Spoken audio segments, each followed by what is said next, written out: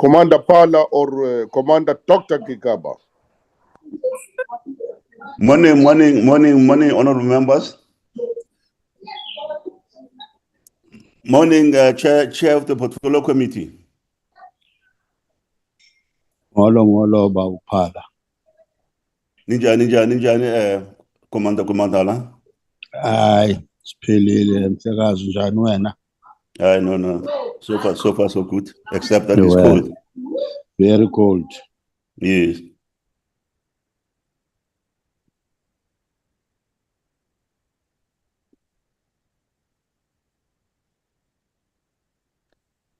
Honorable Nihas.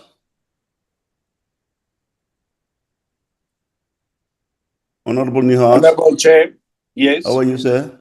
I'm fine. How are you doing? So far, so good. Sorry, I was just away from the gadget when you greeted. Good morning. Oh, okay. You're still taking your coffee. It's early in the morning anyway. Yeah, and I'm in a place today that I won't be able to turn on my camera for bandwidth purposes. So I will, if I can be allowed to, I will simply keep the camera turned off. No, that is allowed anyway. Yeah, it's fine. And Thanks. we will miss that bookshelves behind you. Library. Honorable member, you mean you need some education? Did you realize where those bookshelves come from, honorable member? It's from the parliamentary library, right down the passage from where you are at the NCOP. But I'm not sure. Are you someone who goes to that library? Okay. No, I do, but honorable not members, often. it's 8:30. Let's Okay. we'll have time to discuss about the library. Let's start our meeting. Honorable members, this meeting is just for us as members of parliament to get a brief from our researchers, the content advisor and the researcher, on the cost of employees. We requested them that they must just brief us as members of parliament on this, and then immediately after that, then we'll start our meeting at 9 with the Department of Defense. So without much to do, honorable members, I'm going to allow the researchers, Dr.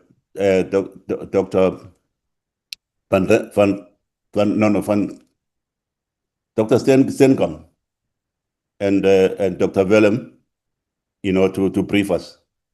Doc, are you there? Morning, Chair and members. Yes, we are both on the platform, and I will start us off with a quick orientation, and then Dr. Steenkamp Fonseca will take us through the brief that he prepared for you. Okay, great. Let's continue. Your sound is a little bit far. I don't know whether it's on my side or it's on your side, but yeah, let's carry on. Okay, Chair, I'll try and speak a bit louder. Let me just see some settings quickly.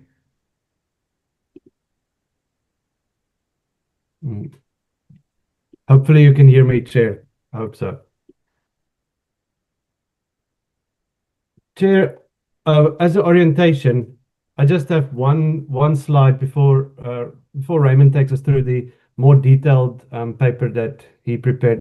And the reason why I would like to do this as introduction is basically to note to you as members that this issue of compensation of employees has been an extremely long-standing issue for Parliament. We're almost looking, next year will be 10 years of sitting with this problem. So it's a problem that's been coming on since 2017-18, and it is a problem that has been unable to resolve since that day. So it is crucial that Parliament and this committee focuses more on this issue and try and bring a resolution and a long-term resolution to this aspect. The issue of compensation of employees overspending started around 2017-18 when a cabinet decision was made to put to limit or to put a ceiling in for compensation of employees for various departments. During that period, there was also an initiative for departments to take up early retirement without penalties. However, the Department of Defense didn't participate in this back then, and that sort of snowballed us into this continuing problem of increased expenditure on compensation of employees. And of course, the impact that we've seen over the past 10 years is that with the reduced funding and without a plan to stay within the ceiling, what we've seen is that there's an inability of the department to balance its spending. The spending that should be around, according to the Defense Review, that should be around 40% expenditure on compensation of employees. We are currently around, if you include all costs, close to 70% of compensation of employees. And of course, this is and has been over the past 10 years a major problem in terms of irregular and unauthorized expenditure. Raymond will go through the actual details, but we're sitting at more than 10 million rand, 10 billion with a B of irregular expenditure and approaching 12 billion rand of unauthorized expenditure. In simple terms, that means that every year for the past 3 years, and including this year, the current financial year, we see the department spend around 3 billion rand more than it's allocated in its budget. And those funds will come from the fiscus and from other departments that underspend. So if we have a situation in 1 year where other departments or provincial budgets do not underspend, there will simply not be funds for this department. Chair, you previously asked us to look at parliamentary tracking recommendations, so forth, but specific to this aspect, I just wish to highlight these three interventions of Parliament. And I think it's important for members to note this and see that there has been some efforts from Parliament to try and address this issue, but it hasn't come to much.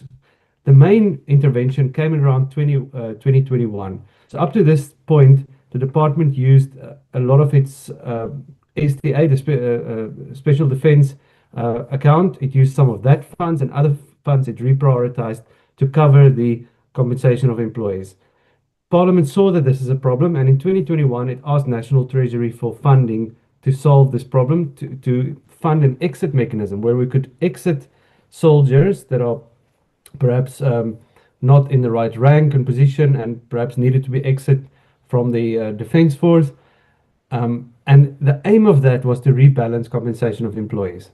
And that for that, National Treasury agreed, and they provided over a period of 2 years 1.8 billion rand in funding. Despite this MEM process, despite this exit process, compensation of employees expenditure continued to increase, and there was no stabilization in the compensation of employees and in the actual expenditure on this item.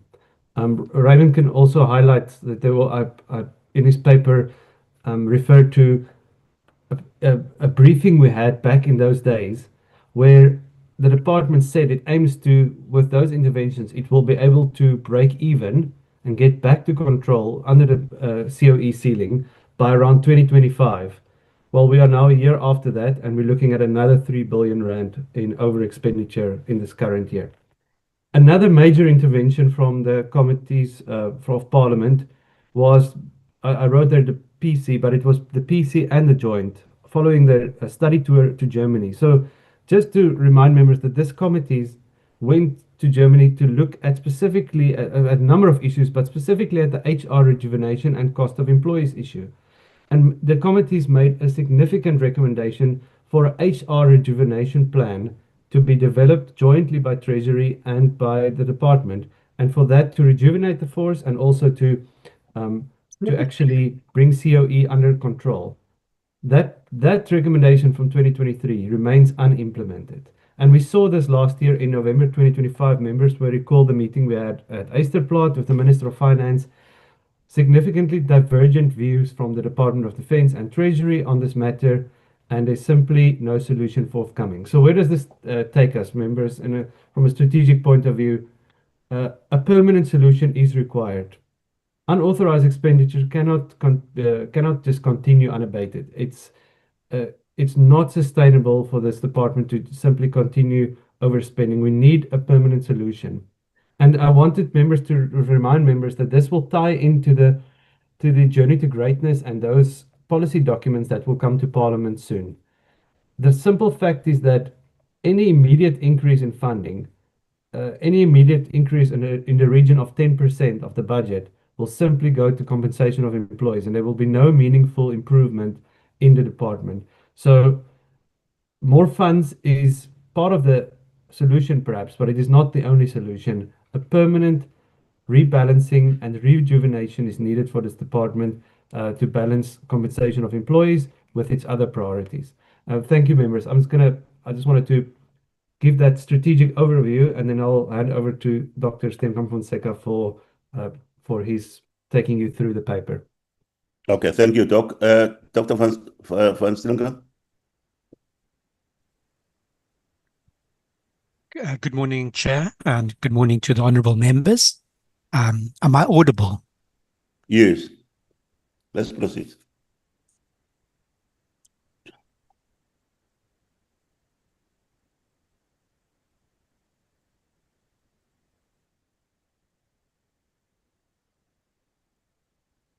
Doc? Yes, I've loaded the screen. You're able to see the screen. Okay. So in a very short overview, I'm going to look at a number of factors, but I'm going to be basing all of this on the paper. So I'm able to I'm able to take questions that members may have, and I hope to be able to answer them.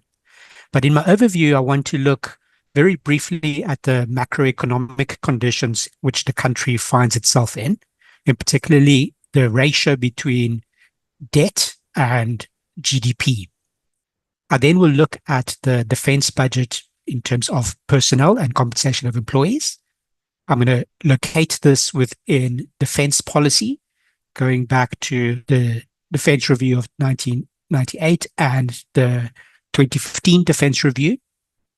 And then I want to look at National Treasury allocation and some of the conditions that they expect the Department of Defense to meet on compensation of employees. So the current picture on South Africa's macroeconomic position is quite worrying. If we just look at the largest number there, we see that consolidated gross public sector debt, both domestic and foreign, which is debt owed by national government, provincial government, local government, but also by the SOEs, including Eskom, Transnet, and the NEL. That figure comes to 10.7 trillion rand. So that is a very large number, and this is as of September 2025. South Africa's debt in terms of what national government owes comes in at 78.8% of GDP. So if we compare that to a number of 0.7% of GDP for the Department of Defense, what the government is spending on debt is 78.8% of GDP. This makes up 21% of all tax revenue. What this means in practice is the reduction of policy space and the need, therefore, for national security to take this into account. We cannot just talk about the defense budget without also looking at the national budget, and we cannot look at the national budget, which is government expenditure, without looking at debt. What this simply means is that South Africa is deficit spending. Our debt services are high, our GDP, our economic growth is low. What does this mean for compensation of employees in the defense budget? Well, once we start looking at the defense budget as a whole over the medium term, what we see is that national expenditure on COE is going to be 113.8 billion over the medium term. This figure represents 66%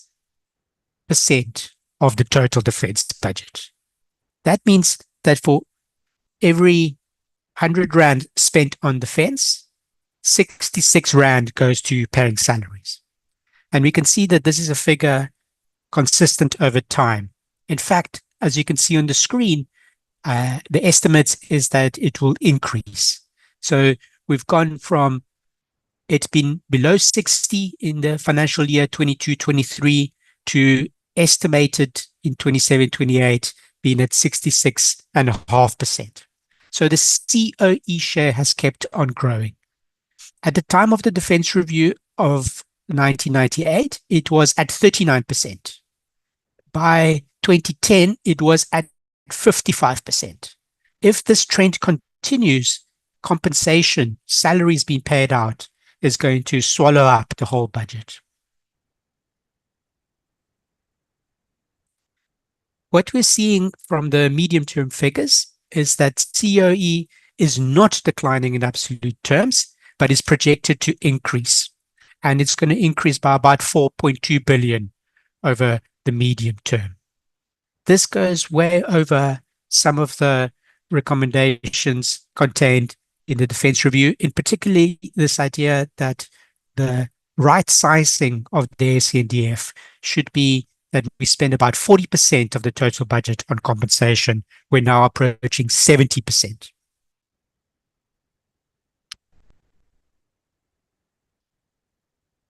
If we look in particular at the number of personnel, we see that Vote 23 shows us we're going to have an increase in personnel between 23-24 and 27-28 of about 6,204 personnel.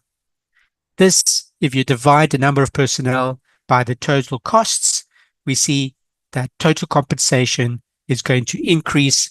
It's going to cost about 650,000 Rand per person additional. Therefore, we should expect compensation of employees to increase by 4 billion, and this might not be met by National Treasury. Therefore, it's going to incur irregular expenditure. As I note in the paper, if we look at the cumulative figure for irregular expenditure, we are now at 10.13 billion cumulatively that has been spent on compensation of employees. An additional 4 billion over the medium term is expected. If we look at the largest part of the defense budget, which is the Landward Defense Program, this is Program 3, it consumes about 32% of the total budget. What is that made up of? Well, the Army has a very high figure in terms of personnel. This is the norm. It's something we expect to see in militaries globally, really. But what we are seeing by 2028 is that of about 20 billion that is going to be spent in Program 3, 16 billion is going to go to salaries. So that's 85.7% of the Army's budget going to salaries.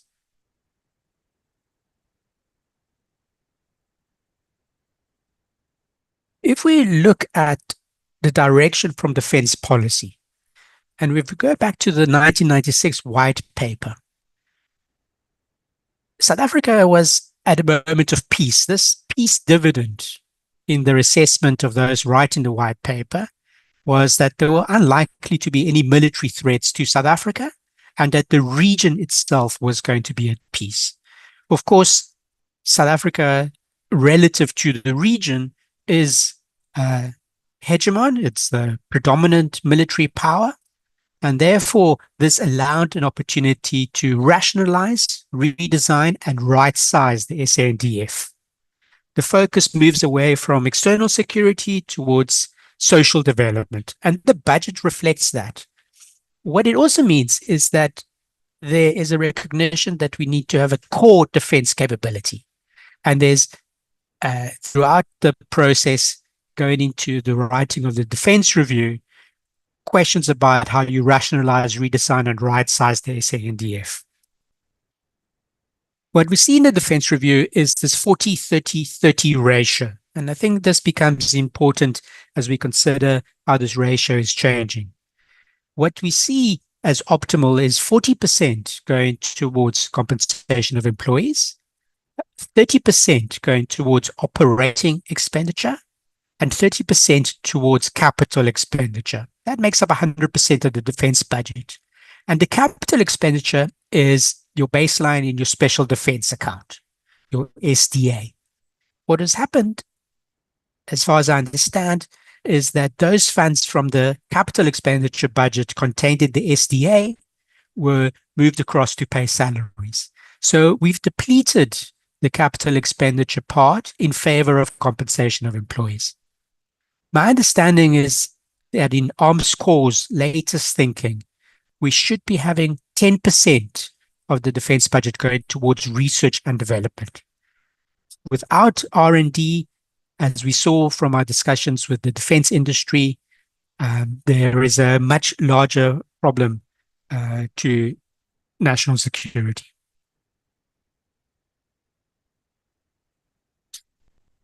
If we look at what a National Treasury has said recently, and I detail this in the paper following the engagements with the parliamentary committees, in 2024, National Treasury raises a key concern to the Portfolio Committee, the need for the Department of Defense to reconsider this idea of a soldier for life.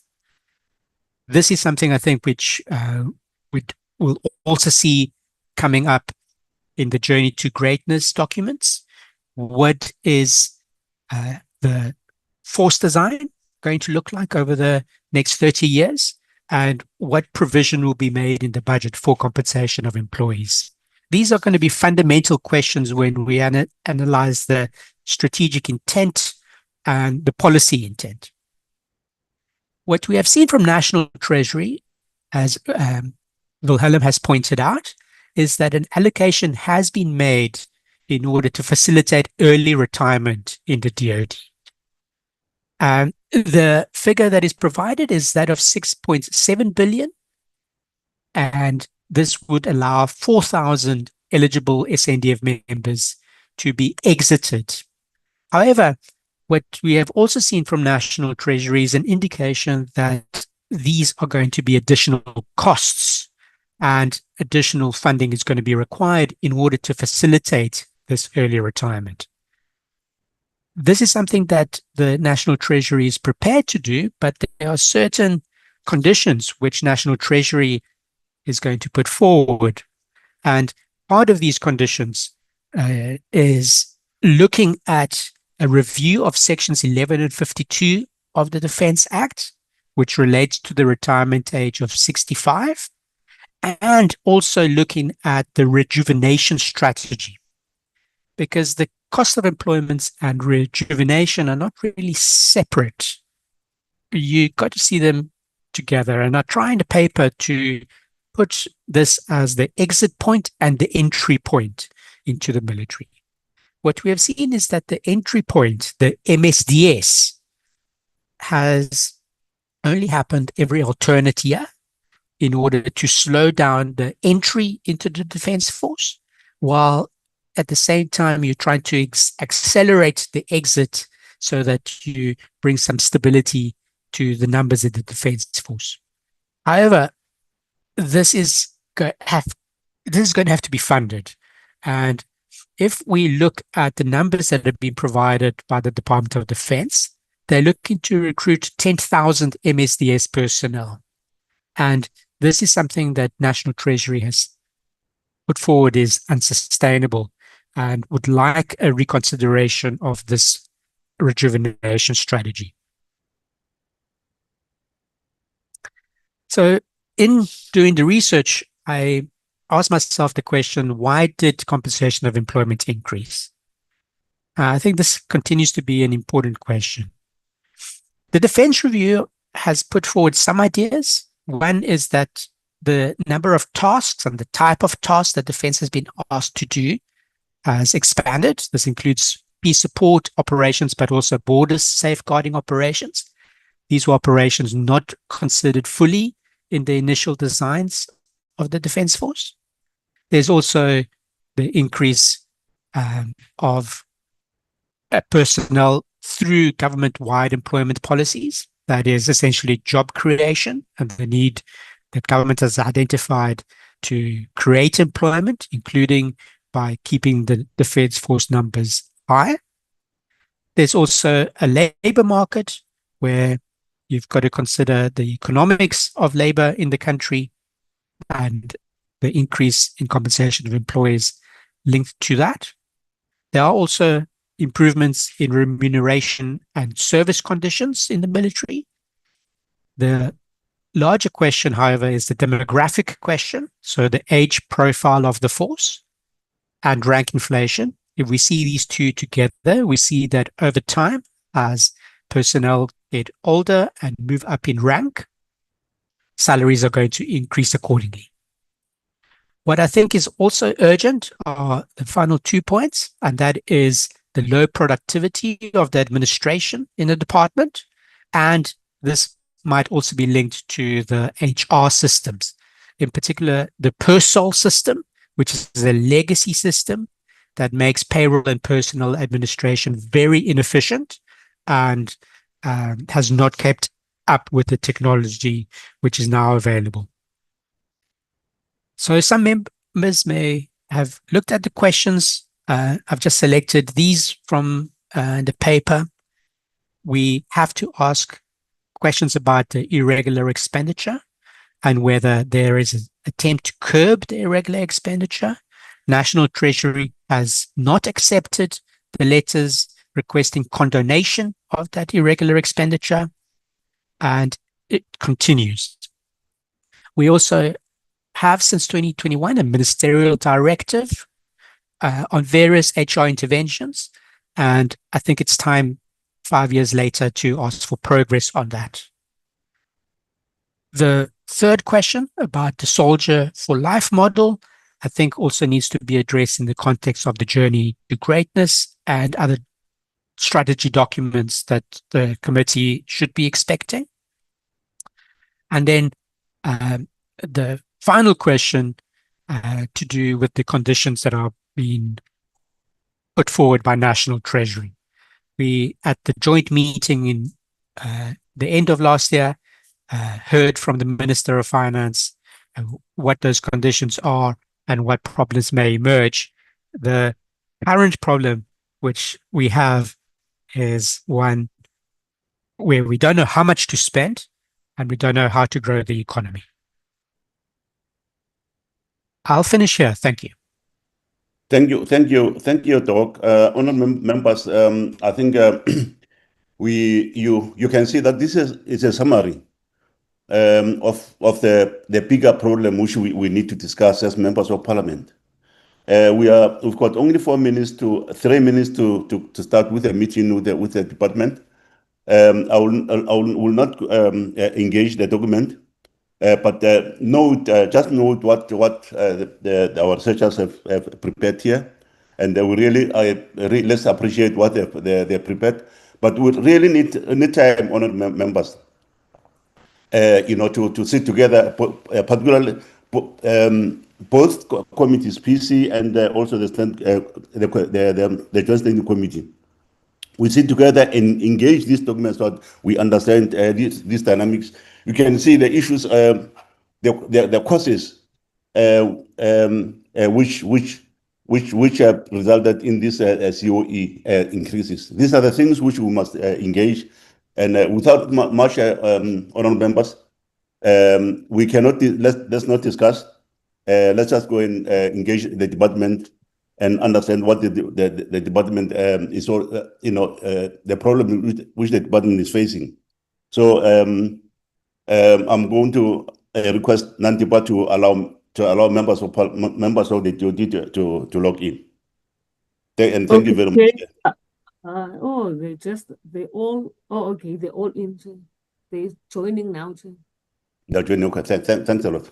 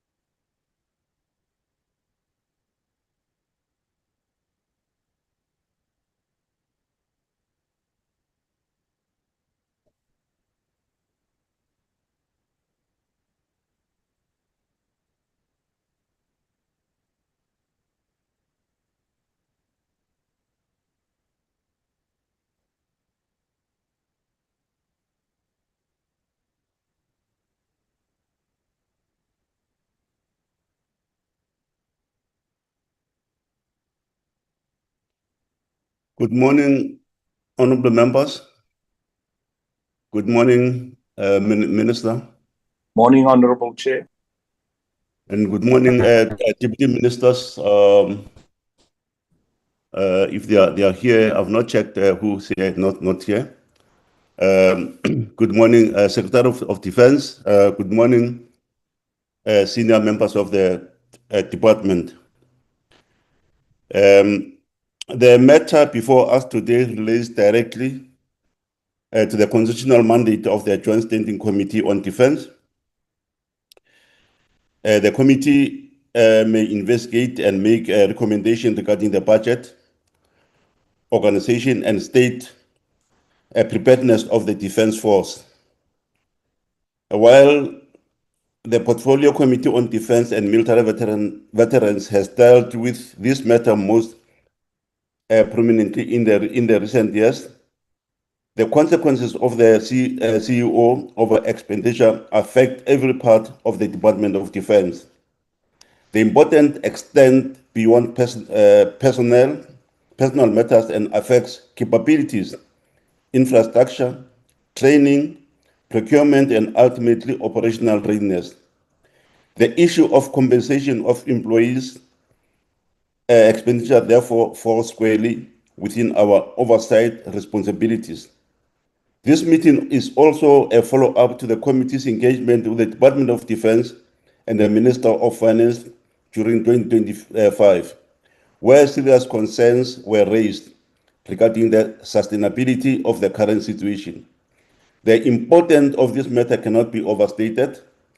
The COE over-expenditure remains one of the primary drivers of the department's financial challenges. Between 2028 and 2022, the department accumulated approximately 10.1 billion in irregular expenditure relating to the CEO overspending. Since then, a further 12.5 billion in unauthorized expenditure has been accumulated, with the additional unauthorized expenditure expected in the current financial year.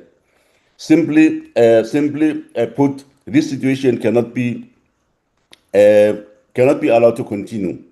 The purpose of today's meeting is to understand the interventions implemented since 2022-2023 financial year, assess their impact, and identify a credible path forward.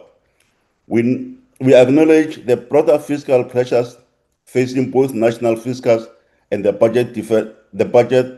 defense budget, and recognize the previous cabinet decision regarding CEO ceilings that underpins the current state of affairs. The Parliament has also sought to intervene. In 2022, Parliament successfully advocated for funding to implement an exit mechanism, resulting in an allocation of 1.8 billion over 2 years. Despite this intervention, the CEO expenditure continued to rise and unauthorized expenditure continued. Therefore, without much, I welcome everyone in the platform and declare the meeting officially open. And I'll go straight to the apologies, which is point number 2. I will call the committee secretary just to deal with the apologies, attendance and apologies. Committee Secretary Nandiba. Good morning, Chair. Good morning to the co-chair as well, and the minister and all members in the platform. There's an apology from Mr. Gerike. He will be attending the Constitutional Review Committee, which is sitting at the same time as us, as well as Major General Retired Wolomisa. He has another official engagement in Johannesburg. There's a late arrival from Mr. Godsell. He will join the committee at about 9:15. And then there's an early request from the chairperson of the Portfolio Committee, Lekwete, to leave the meeting at about 11 o'clock. That's all. Thank you, Committee Secretary. Let's move to item number 3, which is the adoption of the agenda. Can I request the mover for the adoption of the agenda? I move for the adoption, Chair. Pumlani. Phumlani Kubukeli, thank you very much. I second it. Thank you very much, Honorable Nihos. The agenda is duly. Let's go to point number 4. But I will start by I will request the minister, to introduce the members of DOT who are here, including the introduction of the new Secretary for Defense. Honorable Minister. Yep. No, thank you very much, Chair. Let me take the opportunity to acknowledge all honorable members of the committee who are on the platform, but also officials from the department led by the SecDef, but also the leadership of the department that comes from the defense section. So, Chair, I won't take much of your time. I'll ask SecDef to introduce the presenter from HR. But can say, really want to thank you most sincerely, Chair, for this meeting, but in particular for last year's meeting, wherein Treasury was involved and engaged. You will see from the report quite a number of activities would have ensued, despite the fact that because we're in the middle of a financial year, there was very little we can do, but also because even with the new budget, again, you see from our presentation, very little would have happened beyond certain steps that we could take, like your early retirement packages, 1.8 billion that was given to us, the progress, but we'll also highlight some of the difficulties. But what I really want to highlight to the committee, without preempting the discussions, which I had raised also with Treasury, that we should not link the crisis we have with the HR budget to our ability to retire people on time, because they're not correlated in terms of figures. We are overrunning our budget with more than 3 billion. And it does not necessarily translate that if we retire so many people, therefore we will have so much. Because the early retirement is also to write, not only to right size, but also to create space for new young people to join the Defense Force. But I think from the presentation, because we went through thorough preparations for this meeting, you will be able to pick up some of the matters. And I think that what will be helpful for us is when you ask questions and engage with yourself, so that you don't preempt what would be your response to what we have prepared. So indeed, we have a new Secretary of Defense, who is Mr. Bereng Mtimkulu. He really will send you his profile, but he once worked in the defense, also in the Secretariat, and then went to intelligence as information as a collector, and we've recruited, or he applied from there. And for us, there were quite a number of candidates who had applied.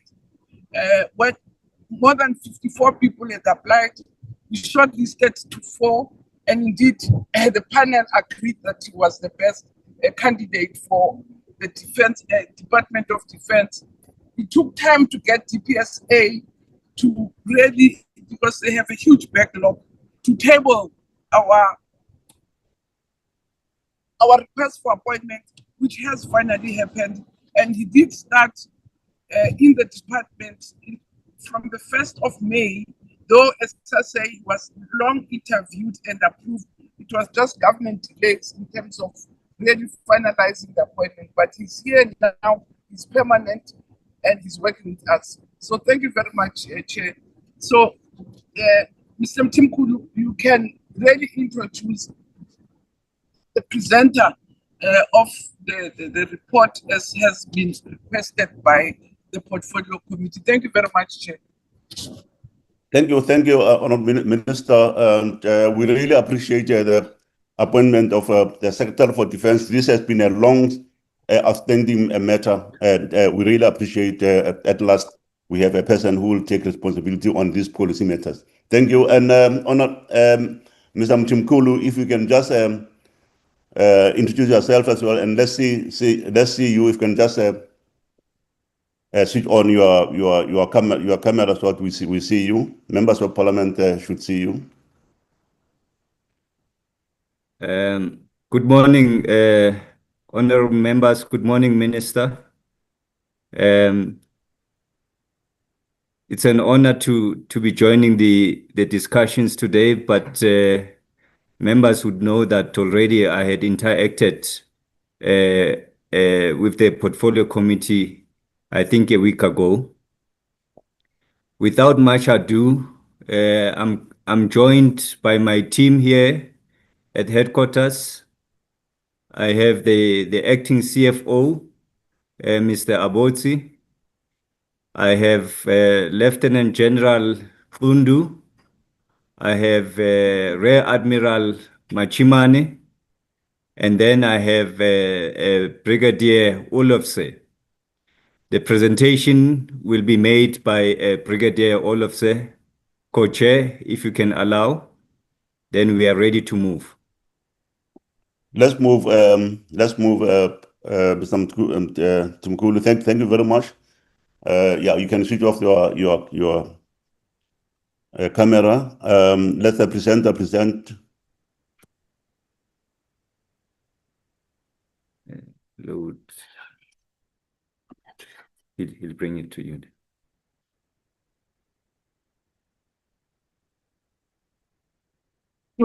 Honorable Chair, may the host kindly allow us to share, please? Who should I allow? Adam Abotsi. Okay. Thank you. Take it that side.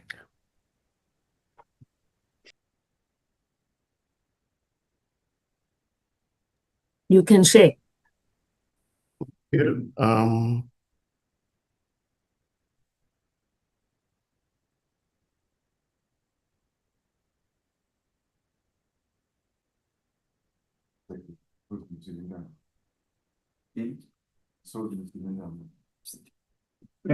Just confirming if the screen is showing.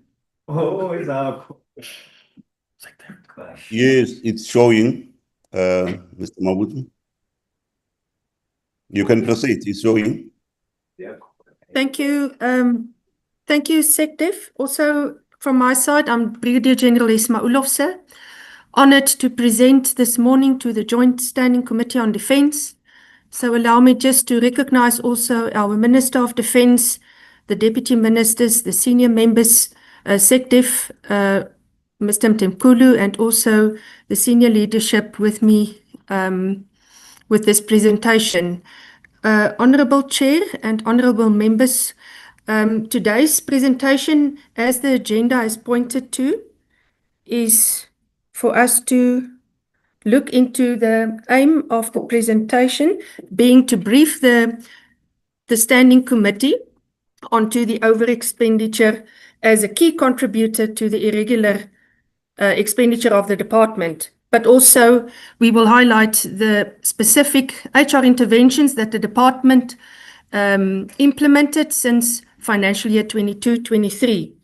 And the scope is depicted on the screen, which will support me to achieve the aim. We will briefly look at an introduction to bring context to where we are today with our COE position, as well as efforts to bring down the COE expenditure pressures and the implementation thereof, and with also a view onto the future COE projections of the department. So in terms of the main considerations when we discuss the COE as an irregular expenditure, one would need to understand that National Treasury enforced a COE budget reduction onto the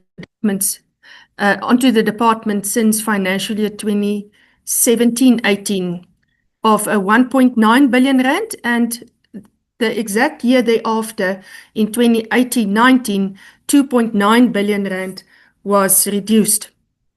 So this budget ceiling didn't allow the department some room because it was also specifically and exclusively appropriated with the introduction of the Appropriation Act of 2016.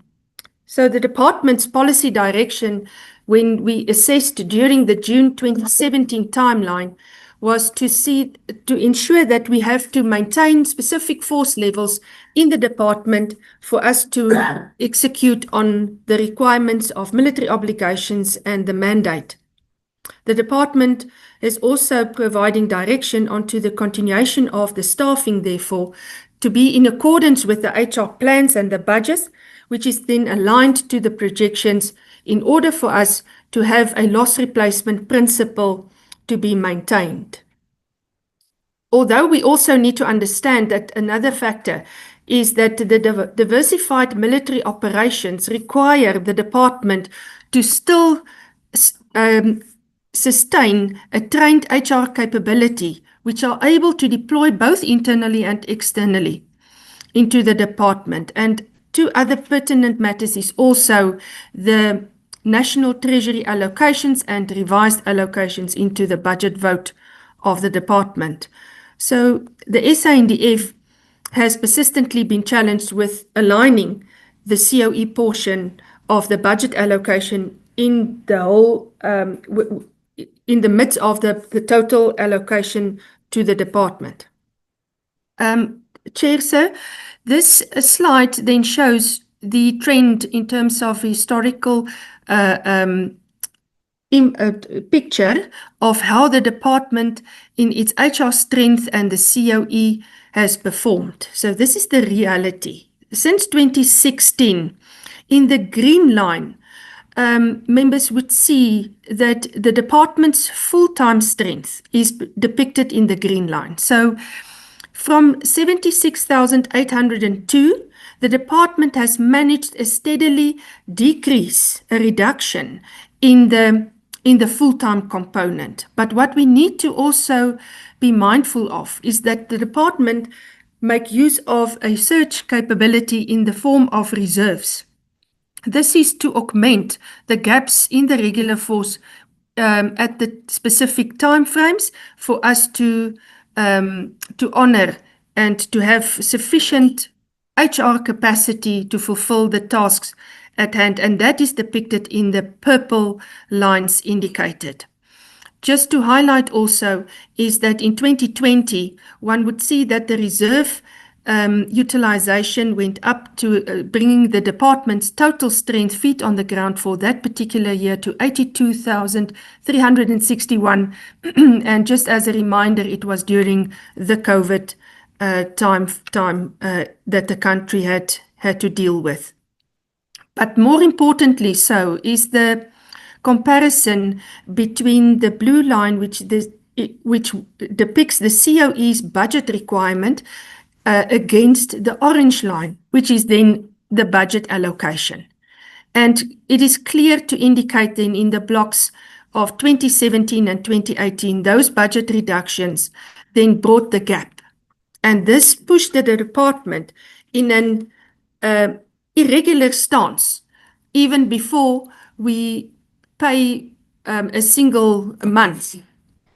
And we are also concerned about the increase in the gap if the department is going to move on the same trajectory, receiving the allocation below the actual requirement that it needs. So when we look at the efforts then for the department to bring the COE pressure under control, although we would like to highlight that the department is contractually bound by laws to pay the full complement of its resources, but yet the continuous allocation less onto the strength has brought the department into the irregular stance and later on into an unauthorized stance against the allocation. So the National Treasury's E&E HR budget process then obliged the department to fit within a reduced allocation, and therefore it results in an unrealistic unit cost for the department to balance onto the workbook that needs to be submitted through the E&E process. And furthermore, the department is confirming that we are in continuous engagements with National Treasury related to these challenges. Internally into the department, various decisions were taken to bring along initiatives and practices for us to reduce the COE expenditure. And some of them is highlighted, such as the department has lowered the numbers of MSDS intakes. The department applied a principle of recruitment against loss, that is just to maintain the current strength, not then to plan in actually against the joint force employment requirement that the department needs. We also introduced a zero-based annual HR planning, which is then a principle of feet on the ground. We also embark on an exercise for the deactivation of vacant posts which are not funded, and then to implement also funded exit strategies in the form of the MEM and the EISP in the recent past. In particular, what we'd like to highlight is that the department also implemented through a ministerial directive during 2021. This was for a particular timeline of 5 financial years, which ended at the end of March 2026. This directive was mainly and purely aimed to curb the HR costs in the department, and specific HR interventions were introduced and implemented. First, we'd like to highlight the 5 in this form to say that the department, through this ministerial directive, did not exceed a planned strength average of 73,000 full-time component over the medium term. Furthermore, an intent was then to say the department should recruit only every alternate calendar year. The third one is the reactivation of the implementation of the exit strategies. We also were obliged to fit into a reduced reserve force mandates of 1.9 million mandates per annum. And also the department capped the annual increase of allowances that relates to our regimental, operational, as well as allowances paid in lieu of scarce skills. What is important to understand is at the time when the department introduced these interventions, it unfortunately had a reverse action onto the HR capacity, in that we do not have sufficient HR capacity for force generation purposes, ideally to meet with the intent of the department and its defense policy trajectory. So the level of ambition was definitely also affected by this and all these interventions. If we want to just now, on the next 2 slides, we'd like to just indicate, Honourable Chair and members of the Joint Standing Committee, all 4 of the top highlighted interventions has got a direct impact on the number of people. So the HR composition were affected by means of the planning to not exceed a 73,000 strong full-time component with a reduced reserve force mandates and the MSDS alternate years. So therefore the department did not have a MSDS intake in January 2021 and January 2023. So the impact into the department was a reduction to a 70,214 at the end of financial year 25-26 in its full-time component, and mainly ascribed to the alternate MSDs as well as the exit strategies that was introduced. So in the figure, one can see in the graph that the green bar depicts then the regular military strength of the department, and the yellow is the Public Service Act personnel. So one can see that the department then in its regular force had to be augmented with a reserve capability that brought along the purple line in the different financial years. And this was across the years as indicated when the ministerial directive was introduced. When we look at the HR interventions onto the fifth one, the capping of the annual increases onto those specific allowances, the department successfully then through this endeavor reduced the COE shortfall in the specific financial year, starting from 21-22 in its introduction with a 21 million rand, 71 million in 22, and it then increased up to a 429 million reduction in 25-26. If I may, the reduction in the allowances also unfortunately had an effect on the as a factor onto the retention of skills, where in particularly special forces operators, the department experienced higher number in the attrition of that specialized skill. So the broad impact on the compensation of employees is then depicted on this slide number 10. Bullet number 1 shows prior to the introduction of the 2021 HR interventions, the department projected at the time an average of a 3.4 billion rand per financial year COE shortfall.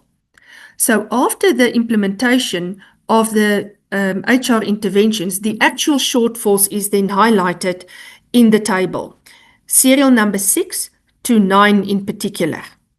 So from a 3.4 billion rand potential shortage, the department, through those interventions, managed to only have a 2.8 billion shortage. So it means there was a reduction in the shortfall through those interventions.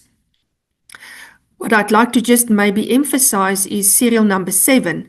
In that financial year 23-24, one can see that the increase that through the appropriation was a merely 100 million. So the department received a 31.8 billion rand for 23-24, which only had a 50% value of the public service wage agreement at the time. And this is the reason why the 3.4 billion rand shortage materialized as an unauthorized expenditure in that particular financial year. So main factors that actually prohibited the potential reduction in the COE in its original intent to have a break even onto the allocation at the time was the continuation of the allocation of the funding below the actual HR strength. Furthermore, the obligations towards the constitutional mandate in the department being committed to missions in African Union as well as UN missions and further operations internal also to the country. Other audit commitments is also then unbalanced funding in terms of the military operations, in particular the support to the people in Op Prosper. The underfunding of the public service sector wage agreement was another main factor, as I have explained it in the previous slide. So therefore, the interventions did contribute, but not significantly enough for the department to address its HR cost pressures. And from a department stance is that a permanent solution is hardly now to be found without the interjection from the appropriation authority to release or to lift the ceiling on the COE. In context, just to show Chairperson sir, to the committee, the department received an allocation in 26-27 to the value of 37.7 billion rand. This is through the revised allocation received by Treasury on the 2nd of March. So the question may come to what does it actually buy in terms of a human component or capacity? And that is indicated in the table with the green highlighted. So the average funded strength with a 37.7 billion rand would only buy 52,640 regulars, a 4,632 MSDs, which is both then first years and second years, so that's on strength at a given time, 9,480 Public Service Act personnel, and a reserve composition of 6,894. This is now equivalent to the full-time strength. So in total, what we can then pay from the 37.7 billion rand is a 73,648 inclusive of reserves, full component of the department. Now, if we compare it against the realities, the actual average strength is in the yellow block as depicted for 25-26, and the department had an 82,000 strong HR component. So the money is not enough to buy or to pay for these this composition. It's neither enough to pay for the average planned strength of a 79,348 for the upcoming financial year. And therefore, in terms of the value of in an HR strength comparison, the department is not funded for 5,700 people. This just shows then, Chair, also the projection into the future, the upcoming medium term for the 27 MTEF cycle. And if the allocation remains as per the revised and preliminary allocation, the department will still be on a trajectory of between 3.3 and 4.5 billion rand per financial year. And this is only to maintain a full-time strength of 73,000 in the particular financial years, as you can see it in serial number 2, with a reserve force mandates of 2.6 million, and then MSDS intakes that will be based on a loss replacement principle. And Chair, then in conclusion, the department is still committed to plan and continue to plan for a strategic balanced HR composition with its strengths, but also aligned with our departmental policy direction. So HR capacity should still be efficient and skilled and trained in order for the department to support our military to respond to obligations. So in all, the measures did reduce the projected COE deficit, but it doesn't address it fully.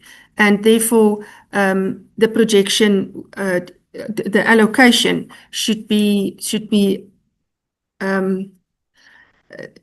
actually be lifted in terms of the National Treasury allocation to the COE.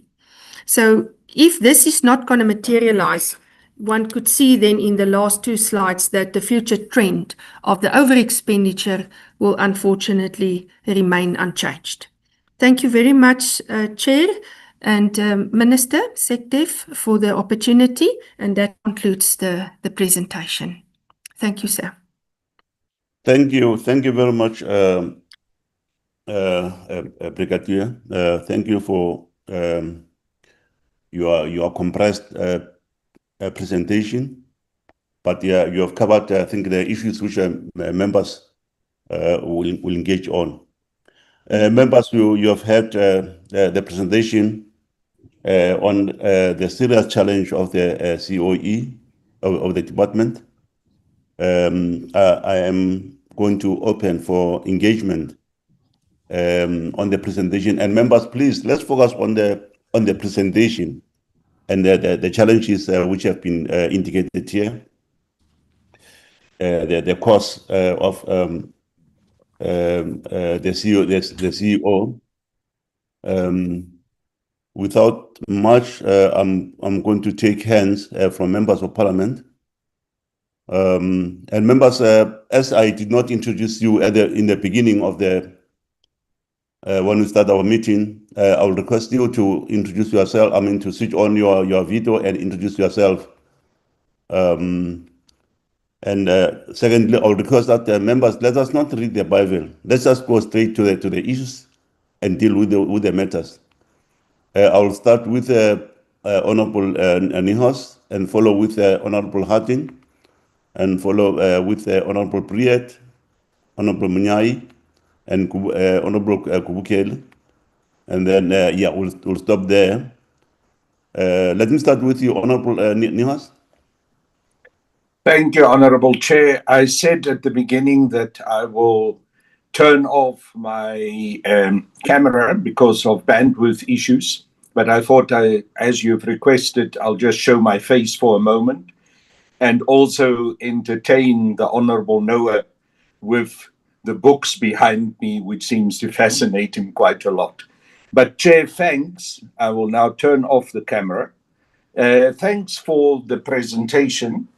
I really want to appreciate the detail that had been shared with us by the Department of Defense. And let me also, although he has been with us a couple of times, welcome again the Secretary of Defense and looking forward to a good working relationship between all of us with him. Chair, this briefing by the Department of Defense acknowledges that the over-expenditure trends remain unchanged and that the solution really lies outside the Department of Defense. This is an admission that the interventions have not resolved the problem at this stage. So let's be direct. Despite the 5 interventions under the 2021 Ministerial Directive, which was the capped strength at 73,000, alternate year MSDS intakes, MEM and EISP exits, and reduced reserve mandates and capped allowances and unauthorized expenditure has continued at scale despite this. 2.87 billion in 2023-22, 3.47 billion in 2023-24, and 2.5 billion in 2024-25, and 3.70 billion in 2025-26. So the Department of Defense itself reports that the reduction in full-time strength created operational gaps, leading to increased reserve force utilization that consumed the very savings that it was meant to produce. Meanwhile, the cost of employment now consumes 65% of the defense budget, and it is projected, as we've heard today again, to reach 66.5% in the financial year 2027-2028. We've also heard today again that this is more than double the 40% benchmark of the 1998 Defense Review. And even worse, the Army sits at approximately 85% personnel costs, leaving almost no room for equipment or modernization. From the very excellent report of the Parliamentary Research Unit, it is confirmed what the numbers show. We are not dealing with a temporary cash flow issue. We have a structural affordability crisis that is driven by an aging force profile, rank inflation, supernumerary posts, and the absence of a permanent funded rejuvenation and exit strategy. The Soldier for Life model remains unreformed despite repeated parliamentary recommendations and National Treasury conditions. Honourable Chair, the evidence before us is very clear. The interventions have contained some of the problems tactically, but have not addressed it strategically. The trend of over-expenditure unfortunately continues, and PFMA compliance is not restored. And the SANDF's operational capability is being steadily eroded by personnel costs that crowd out everything else. I've said before, Chair, that we are unfortunately in a situation that the SANDF is more and more to be compared by an employment agency rather than a force that is to defend the national sovereignty of our nation. So I'm going to be short and pose the following questions and then conclude. And Chair, I hope that these questions will not just be answered by those who presented to us this PowerPoint presentation, but that we can also include the Secretary of Defense, the CFO, and also the Chief of Human Resources and the Minister. If all of them are not present, at least they can respond also in writing to these questions. My first question, given your own projections of widening shortfalls reaching 4.6 billion by the financial year of 2028-2029, what concrete time-bound measures will you implement this financial year to eliminate unauthorized expenditure on cost of employment? Our research unit states that the MEM exits have not materially improved the age profile or resolved structural cost pressures. Can you provide verified data to the net savings and demographic impact of all exit mechanisms to date? My third question, a permanent funded HR rejuvenation strategy, separate from project-based exits and including review of the Soldier for Life concept, has been repeatedly requested by our committee, and it has also been required, and we were told so, by the National Treasury. Has this been finalized? If not, please provide us with your timelines that you will do so. How will the department manage the financial year 2026-27 shortfall of approximately 5,700 posts without further irregular and unauthorized expenditure? And my fifth and last question, who authorized the virements from the Special Defence Account and operating budget that produced the irregular expenditure of previous years? And what accountability measures have been applied?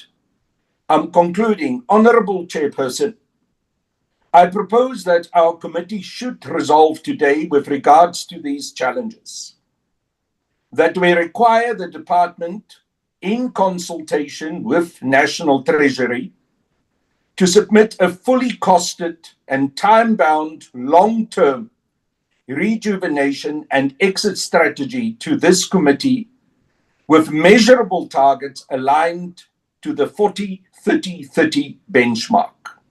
That we should convene a joint session with National Treasury to receive a consolidated report on progress against Treasury's 5 conditions for further support, and that this meeting should take place as soon as possible. That we adopt a formal position that continued irregular and unauthorized expenditure on cost of employment is unacceptable and contrary to the PFMA. I suppose what I want to say is, let us not take a posture that we condone such, even when we are faced with the challenges as presented by the department. And that future condonation will only be considered as an absolute exception after sustained compliance and structural reform. Finally, that we request a focused diagnostic of the structural cost drivers of age and rank profiles, of supernumeraries, and administrative productivity to inform lasting solutions. Honourable Chair, I conclude. We cannot afford yet another year of containment without also working towards correction. Every rand spent above the appropriation of salaries is a rand not available for operations, for maintenance or renewal. A numerically maintained but progressively less capable force is certainly not in our national interest, especially not in the context of the current unstable international environment. The time for incremental measures has passed, and it is important that we do these strategic corrections now. Thank you, Honourable Chair. Thank you, Honourable Nihos, for your comment, your questions, and also the recommendation in your conclusions. Let's go straight to the next Honourable Harding.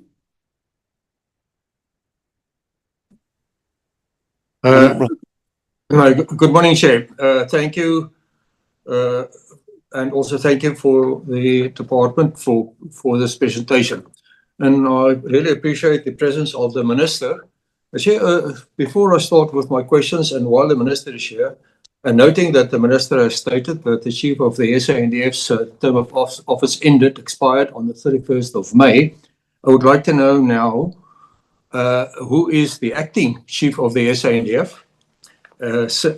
I'm taking note that the General Panya has now moved on partial from the regular force to the reserve force, and obviously he cannot be the chief or even acting in that capacity anymore. I think it's crucial for us to now know who is acting until the President announces the new Chief of the SANDF.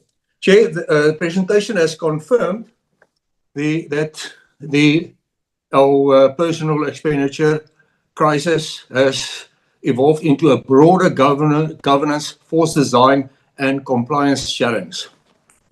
Now, we know it's reported approximately 10.1 billion in CO, cost of employee-related irregular expenditure, 12.5 billion unauthorized, future shortfall of 3.3 billion. And the report attributed this crisis primarily to the National Treasury budget reductions and the need to maintain force levels, but failed to address this central strategic question. What force structure is the SANDF attempting to maintain, and why? And if it's affordable? And Chair, that answer we will probably find in the so-called evasive journey to greatness, on which we will get hopefully a presentation soon. But that journey to greatness also should have been informed by the National Security Strategy, which was accepted in Parliament in July 2025, yet our briefing on it was cancelled because it apparently was still at cabinet level. So it's very confusing to know exactly what we have to do. The elephant in the room is obviously that the word journey to greatness was never mentioned in the presentation. And surely the journey to greatness should address force design, should address employee numbers, and should then also impact on the cost of employees. There's not a word on that. The question is why? We cannot obviously continue with the status quo on this. So, Chair, and may I mention, not a word was mentioned about the journey to greatness in this. Although Armscor, in their annual corporate plan, which was tabled, I think, on the 1st of March in Parliament, about 30 references were made to the journey to greatness. and they base their plan on the journey to greatness. Yet, it's being kept as a secret from this parliament, and we have to look at cost of employees, the employees' number, without the plan that actually determines what we should have. What is the force design? Now, let me put the direct question. Does the journey to greatness contain a future force design and personal establishment for the SANDF? And then when will we will get a briefing, but when will this be tabled in Parliament? We must remember that the 2015 Defence Review, which actually gave us a force design, was never implemented, never funded. So we are drifting along. And the hope is now that we will get some definite answers about a force design, force numbers in the journey to greatness, which should have actually have had a serious impact on the presentation here today. We cannot share access whether current personnel numbers, rejuvenation targets of cost of employee requirements are justified without having access to the force design upon which those decisions are based. It's basic. It's a entry-level statement that I'm making. How do we approve this that we don't know what we need and how it's going to be afforded? Chair, so my question then is, related to that question is, what is at the current levels, what is the maximum full-time personnel establishment that can be sustainably funded within the current NTF allocation without generating irregular or unauthorized expenditure? And how does this compare with the current personnel establishment? So, Chair, somewhere, we have been blaming in the department and ministers before the budget, the treasury, for the predicament that the SANDF finds itself in. But not a serious attempt was ever made to look at the force design and to really work on that to have an impact also on the budget. We know the budget in real terms have decreased, but we have not, the SANDF has not responded to that. If your income lowers, obviously you have to adapt your lifestyle, and that has not been done in the SANDF. So then, over the last 5 years, we saw declining maintenance. We saw declining force preparation, flying hours decreasing, sea hours decreasing, no renewal of infrastructure. And where we go to military bases, we see that. We see that although the very brave base commanders try to explain, their hands are tied because they haven't got the money to do even basic maintenance. We see that. And this is all done because we have to keep our cost of our people, our employees paid. So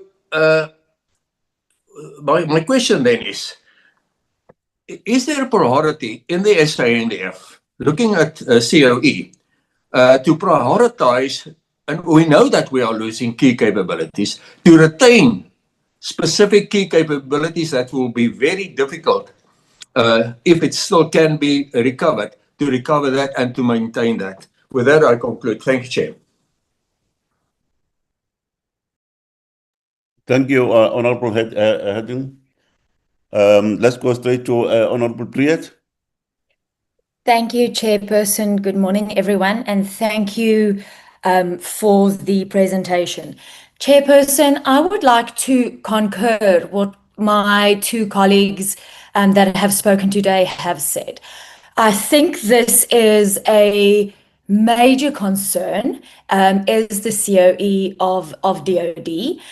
My concern also is, and I think Honourable Hatting did say it, was we are continually blaming National Treasury for not having enough funds, and we are asking them to consider, what would be the answers to give more money. But Chairperson, let me maybe start with the 6th Parliament. And again in 2024, it was re-established or reaffirmed that we are sitting with deadwood, that we need to rejuvenate the SANDF or the DOD, if I can use the broad term for it. And I know that National Treasury was very open to having discussions and to working on a plan. How will we, number one, is how will we plan to change this? How will we get rid of the deadwood, if I can call it that blankly, and how will we rejuvenate the force? And I also want to know, because it was this House it was Parliament that made the resolution and it was reaffirmed, and I want to know, why has the department not engaged with National Treasury regarding a strategic plan to rejuvenate the force, to do away with all of these things? Why have we not developed this strat plan? When will we develop this strat plan? By when will it be complete? Because as the Honourable Hattingh said, we have this journey to greatness, and we hear about this journey to greatness. We are continually promised since the 6th Parliament that there will be a strategic plan on how to do that. And then maybe, Chairperson, leading to my next question, and that would be, why are we still supporting and clinging for dear life to the Soldier for Life model? If it does not work, if our COEs are ballooning to 70+%, if we cannot have capex, capital expenditures, if we cannot do basic maintenance, our equipment is in shambles and falling apart, why are we still clinging to this? And why aren't we taking concrete active steps to improve this and to look for a better answer? Chairperson, is the force structure we have still realistic? And what is the actual force structure that we need to have and realistically we can afford in our current circumstances and with the current budget? Chairperson, I have two last questions. Maybe the first one, I know in 2022, the committee received an age distribution and planned attrition table, which was basically a position versus rank table, and it was quite worrying to see the ages and the number of people on the 50 to 54 years bracket, which would make them now, 3 years later, in the 60 to 65 table, which is worrying. So can we maybe get an updated table of that so that we can see what we're actually working with? Because I think it's to all of us as members, we get these pictures and there's these plans, but we don't know what we're working with, and frankly, I don't know if anybody knows what we're working with. And Chairperson, then I would also like to know, I know National Treasury has, and a lot has been said about the voluntary exit program and the early retirement program that National Treasury offers, and I think it was mentioned here today as well. I know that it has worked quite well in other departments, specifically provincial departments that I have knowledge of in the Free State. I coincidentally, I spoke to soldiers of the SANDF that applied for the early retirement program, had submitted all of their documents because it was supposed to, there was a bunch of them supposed to end on the 31st of March. They'd actually, given in their laptops, done all of those things, never heard a word back. And, 5 June 2026, those soldiers that had to take back all of their laptops, start working again, and there was no news. So is the early retirement program working currently? What is our statistics in that regard? And how are we ensuring that our soldiers who want to voluntarily exit or want to early retire aren't just going by the wayside, and thus we're having this bloated structure with this irregular expenditure and all of these things? Because that just basically sounds to me like an administrative burden and administrative chaos. If you've asked people to apply, they applied, and then you went, well, oopsie, and we're not doing that. Chairperson, yes, I am decidedly worried about this. I hear the plans, but I'm not seeing that our plans on paper are actually, turning into measurable results. So yes, let me stand at that. Thanks, Chair. Thank you, Honourable Priyat. I hope that the department has noted all the questions. Let's go straight to Honourable Munyai. Thank you very much, Honorable Chairperson. I must welcome the presentation because that presentation, Honorable Chairperson, it gives us the honest, openness, transparent outlook on the state of affairs in this regard. I must say that the issue that they presented is something that everyone that has been in defense environment or public sector environment will be fully aware of them. One principal issue that is a common historical challenge and which continue to haunt the department is issues of funding. We are all out of our observation that the department indeed is between the hard place and the rock. So, which means that this is in the context of funding. And without this funding, the department will not be able to put huge investment into asymmetric capabilities, which is the core mandate of the Defence Force and so on. So this is a very serious challenge, I must say, Chairperson. But the very same challenge, it's what contributed to where we are as we speak with respect to compounded challenges that leads to issues of the poor expenditure because they have a constitutional mandate to pay each and every man and woman who is within the service. So therefore, Chairperson, it is a very serious challenge, and I think the ministry has put forward a clear mechanism. That mechanism, which will be able to talk to the force design in the context of the journey to greatness, which will be able to rebuild and modernize. And I'm sure out of that long-term strategy, there will be very clear dynamics, clarity on the issues related to force design. And we must say that the country is not also in good financial position. And I'm sure if you are very clear, you understand the budget constraints that continue to affect. But we have not been able to fund, Chairperson, the defense for the longest time ever. We are prioritizing funding the social services, the grants and so on, and the intervention even during COVID-19 and so forth. But the point is, we have defunded. There's been defunding with respect to the National South African Department of Defense. So therefore, it is very difficult until the journey to greatness, which has been reported that it has been approved by Cabinet.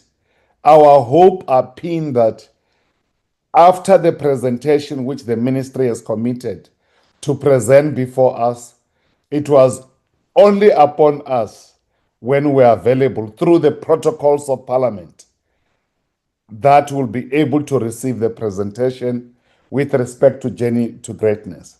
And I'm sure it will give us the force design outlook and how we seek to modernize to respond to this investment of asymmetric capabilities that we so desire in the current evolving defense environment. one key issue that I want to contribute to, Honorable Chairperson, the issue of the human resource, it's quite concerning. It's not an issue that you can simply say that, okay, I'm curbing you to spend within this what call. Otherwise, on its own, it's going to lead to weakening our mandate to protect our country and so forth.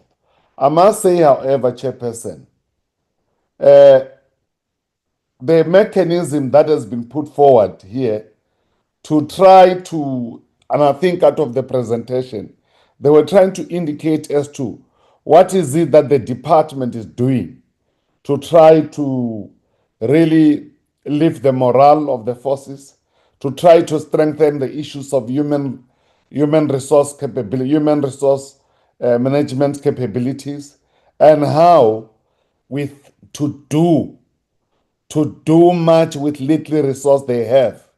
And I think that presentation on what you are trying to do with the limited resources, it's quite encouraging. It's something, Chairperson, that will be able to, I think, as the collective members of this portfolio committee, first and foremost, beyond welcoming, we have to support or approve this report and also allow for the processes that has been geared up for us to receive further presentation on the journey to greatness through the protocols of report being forwarded to the speaker, then to ourselves, and we receive ultimately the briefing as a members of the portfolio committee about how the department is going to modernize. Without resources, issues of technologies driving the defense manufacturing capabilities within our countries and strengthening our own state-owned enterprises will be still a challenge. So therefore, also the investment into research and development, which is critical if we are to really strengthen our capability as the department or as the services, it will be very difficult without resources. But what we need to appreciate is what has been reported here as to within the financial constrained environment, the progress, the mechanism that the department is trying to put forward. That we have to welcome. But we must say further, Chairperson, until we resolve these issues of funding, we're not going to see much more progress. And I'm sure the first desire, the strategy, journey to greatness will outline all these teething problems as to at what will be exactly the retirement age of a soldier. But it's critical to keep the critical scarce skill that we need to have, and also bring in new recruitment, which you can't avoid, and also addressing the issues of the aging defense force, that will be resolved. And I'm sure it's an issue that can be outlined through the journey to greatness. I welcome this presentation, Honorable Chairperson. It was very transparent, showing us the difficulties that there are. Nothing has been hidden before us, so that we know the nature of the problem. And I'm saying that those that have done economics, they understand that the debt to GDP and the constrained debt that a country is committed to pay, and how that ultimately is impacting on our Department of Defense, it's all clarified. I thank you, Chair. Thank you, Honorable Munyai. We hope the journey to greatness indeed address the threats to our national security. It will give us the greatness. As they manifest globally, continentally, regionally, and domestically. So, you're quite correct. I think all of us, members of race, are concerned about that. Let me give the next Honorable Kubukeli. Thank you, Chair. All protocol observed. Chair, my contribution will be a bit short. I think this committee will recall that we once spoke about a defense industry in Daba. That is a strategic session bringing together all forces within the defense industry, be it your arms, Codenel, the broader defense industry, National Treasury, and Parliament. That Indaba, I can say it's no longer optional. It is now a structural necessity because the documents before us demonstrate that the SANDF is really becoming a salary-only institution with the special defense account depleted and capital renewal collapsing. You know, I mean, no defense force can survive when it's industry-based, is starved like this, and the procurement system being paralyzed, and the human resource profile unaffordable. Therefore, I recommend that the JSCD revive and formally mandate the defense industry in Daba strategic session, you know, to be convened with some objectives, you know, one, to align the force design, industry capability, and the fiscal reality, you know, ending the disconnect between what the SANDF wants and what the industry can produce and what the fiscus can fund.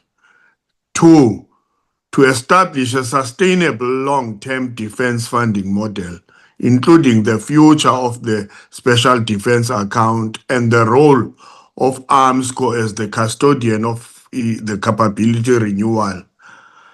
Three, to integrate the compensation of employee crisis into a whole of sector solution, ensuring that personnel affordability, equipment renewal, and industry survival are treated as one strategic ecosystem, not as isolated problems. So, Chairperson, the defense industry, in this case, really, it's not a spectator. It is a constitutional instrument of national security. So mine is to say, without this strategic session that brings all actors in one room, the SANDF will continue to age, the industry will continue to shrink, and South Africa will continue to lose the capability. So that is all that I can say. Thank you, Chair. Thank you, Honorable Kubukeli. Thanks for linking the defense industry with the COE, even if it was not mentioned here, but it's a critical element of. We propose that we must have that Indaba, and as far as I know, it has been scheduled, planned. And I think it will take place in next month, as the minister promised. So thank you very much for raising that matter. Let me go to the next one, Honorable Hala. Good morning, Honorable Chair. Protocol observed. Honorable Chair, I don't want to ask a question because I'll be repeating what has been said by the other members. For instance, on what force structure can South Africa realistically afford under current fiscal conditions? And I'm saying, Chair, can't we wait for the presentation of the journey to greatness? Because I believe some of the questions that we have here might be in that journey to greatness document. Because if we keep on asking all these questions about COEs, about what, we're not going to get any answer. My suggestion would be that let's wait for that document to be presented, then we engage on it. Thank you, Chair. Thank you, Honorable Alam. Thank you for that proposal. Let's go to the next Honorable Khwete.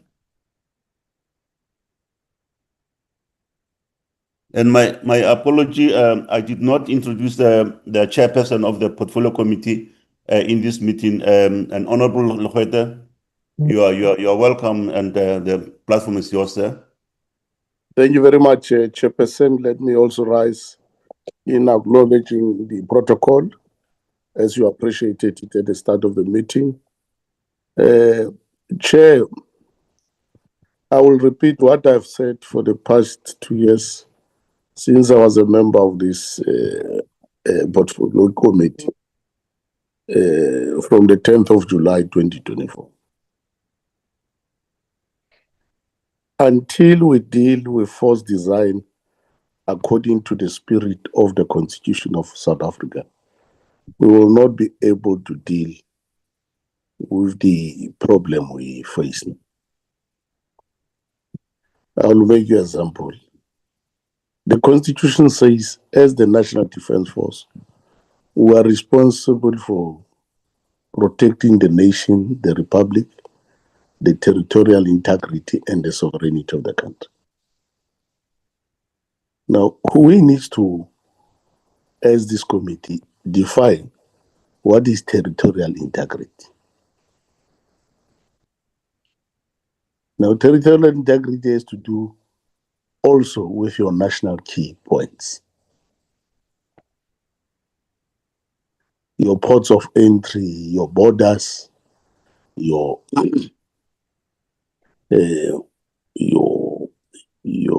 reservoirs, your power stations, your courts, your legislatures, your parliaments. Now, we have outsourced those functions, which are part of our mandate from the Constitution, to private security, which I don't have a problem. Private security can play their role in other parts of state organs, but not in national key points. We spend over 100 billion rand for private security to guard our airports, our ports of entry, our courts, our power stations, our water reservoirs, and other aspects of the national key points. And we get shocked when the National Defence Force does not have funds. Now, that's a misalignment of function, a misalignment of capability. You have a capability of the National Defence Force that is executed by private industry. When the Defence Force does not have money, you get shocked. I mean, that's one of the things I find very strange in how we deal with the public in terms of functions, mandates of the Constitution. The second point, Honorable Chair, it's on disaster. We all know that Honorable Thabisa, with due respect, is not a diver, he's not a pilot, he's not a ground force. He's an honorable member. I respect him, truly. People with that capability are in the National Defence Force. But Cocta for disaster is given 54 billion rand by National Treasury, when actually that responsibility, capability, is within the National Defence Force. Why can't we repurpose that 54 billion rand that goes to Cocta to the National Defence Force? Add up to the 100 billion we are losing to private security in terms of our national key points, which would give you 150 billion rand. You take it again, you go to public works. Our military base and our assets were wrongly taken to public works. That act of Parliament is wrong, because with modern wars that we saw on Iran, Israel, and the US, we see now with Ukraine and Russia, military bases are the first point of attack. in an instance of war. Now, in our case, it's a joke. You have a military ammunition depot under public works.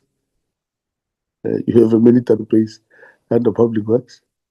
Public works is given almost 3 billion rand to maintain those assets, and I'm not sure even 1 billion rand of it reaches our chief of logistics or our chiefs of arms of service to maintain their assets. Now, we have over 160 billion rand lying somewhere which is supposed to be here.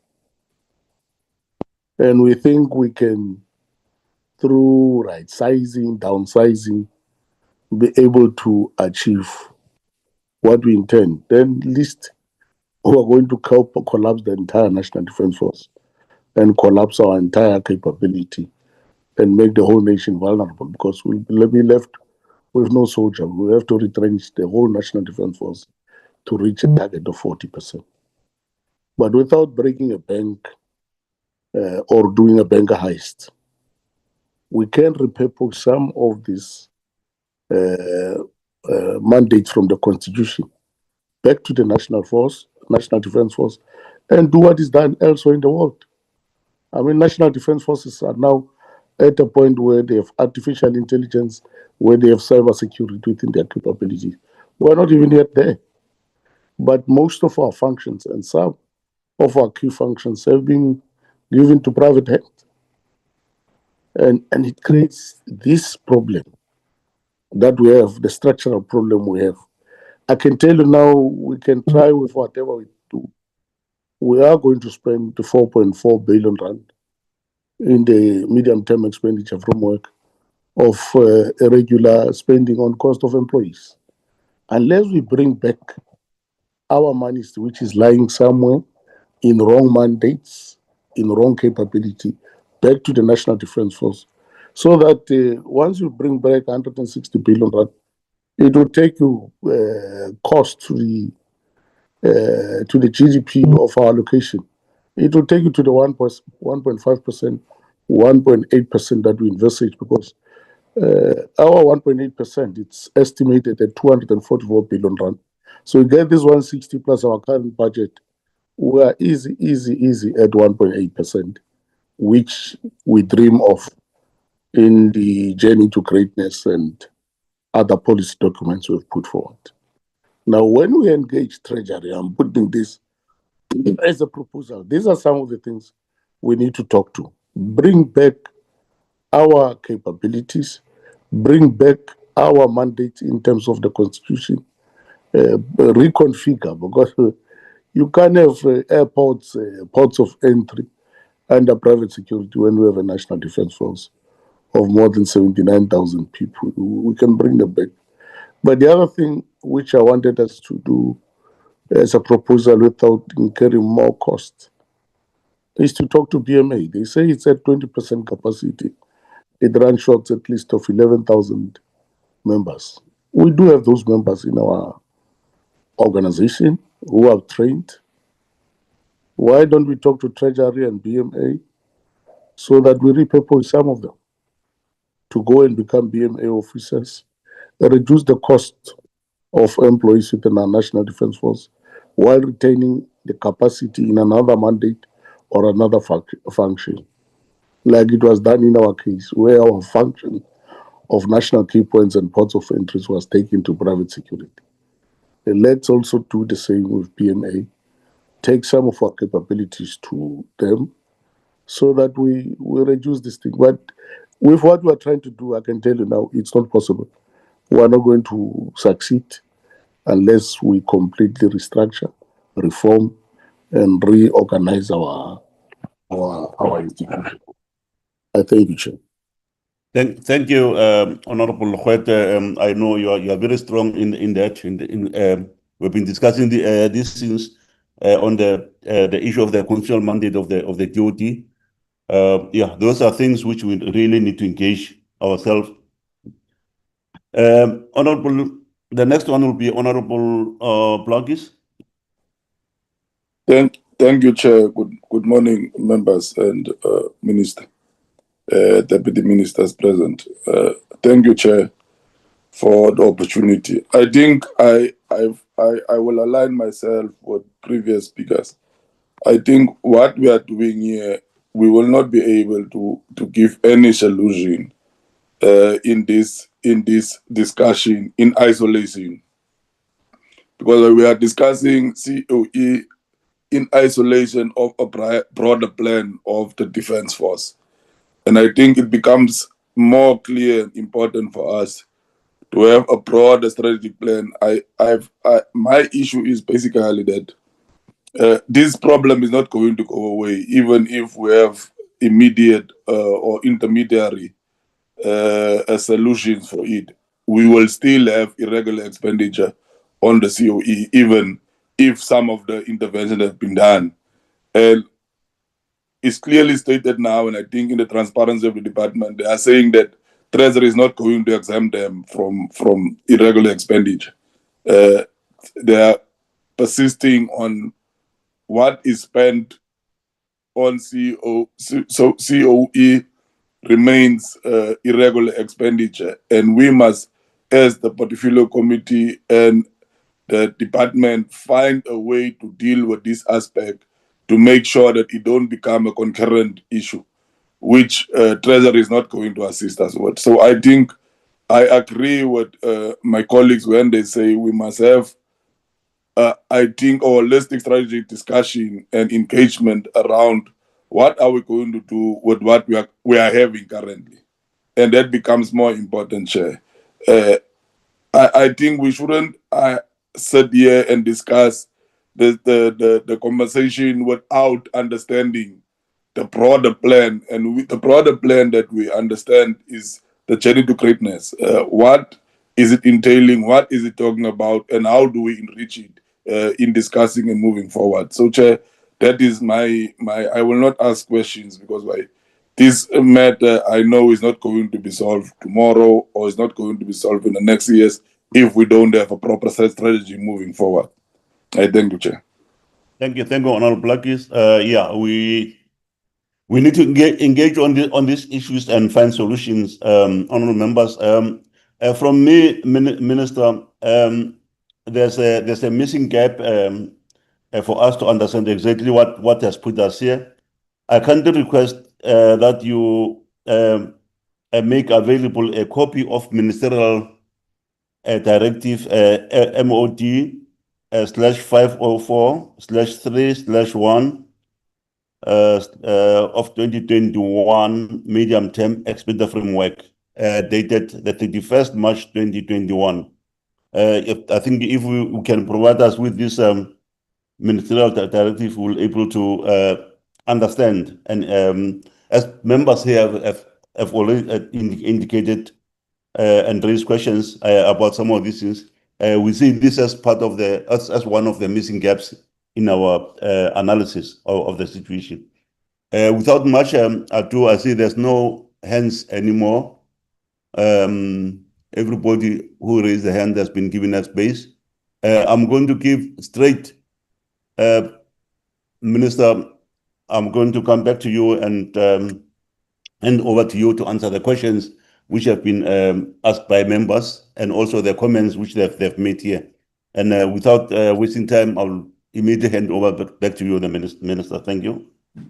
No, thank you very much, Chair, and thank you very much for the engagement that has just taken place with members. I will, as usual, take a few and then we'll ask SecDef and the other officials on the platform to assist with answers. Chair, as we have been saying repeatedly, that Cabinet has approved the journey to greatness. It has to go to Parliament. And until it is a legal agreed policy document, you can't plan with it. And I thought colleagues will appreciate that. You can only use an approved document which has to go to Parliament, and when it's approved and Treasury has given guarantee that it will be able to meet the obligations that come with that policy, then you can use it as a planning tool. For now, which is also for me or understandably, that unless there's something new, the old prevails. That's why I think I agree with you to say, let's share the ministerial directive, because that's the only formal policy we are planning from, because it is the approved, it is a legal document. Until the journey to greatness has been approved by Parliament and Treasury has given an assurance that it will meet the obligations of the journey to greatness, we will not be able to table, especially in a portfolio committee. We can't discuss with people like Amscott to say, here's the thinking, here's the discussion, let it inform your planning. So that when it's improved, when it's approved, at least our arms that are going to assist us with implementation have a sense of what is going to happen. So even if we can bring it to you, unless it's an approved policy document, it can be a planning tool. I thought I should raise that one. So there are a few questions, Chair, that I wanted to really answer. One, for instance, from Member Kuket. I'm very happy that member has raised that, because as the Chair is saying, we have planned a strategic workshop, but I was both excited and surprised that the portfolio committee and the joint committee are not aware of the planned meeting with industry, because I don't want to repeat all the points you made, Member Kuket. It's exactly what we need to do in terms of aligning all our forces, all our resources in the country as we plan for implementation also of the journey to greatness, but also to strengthen the sector.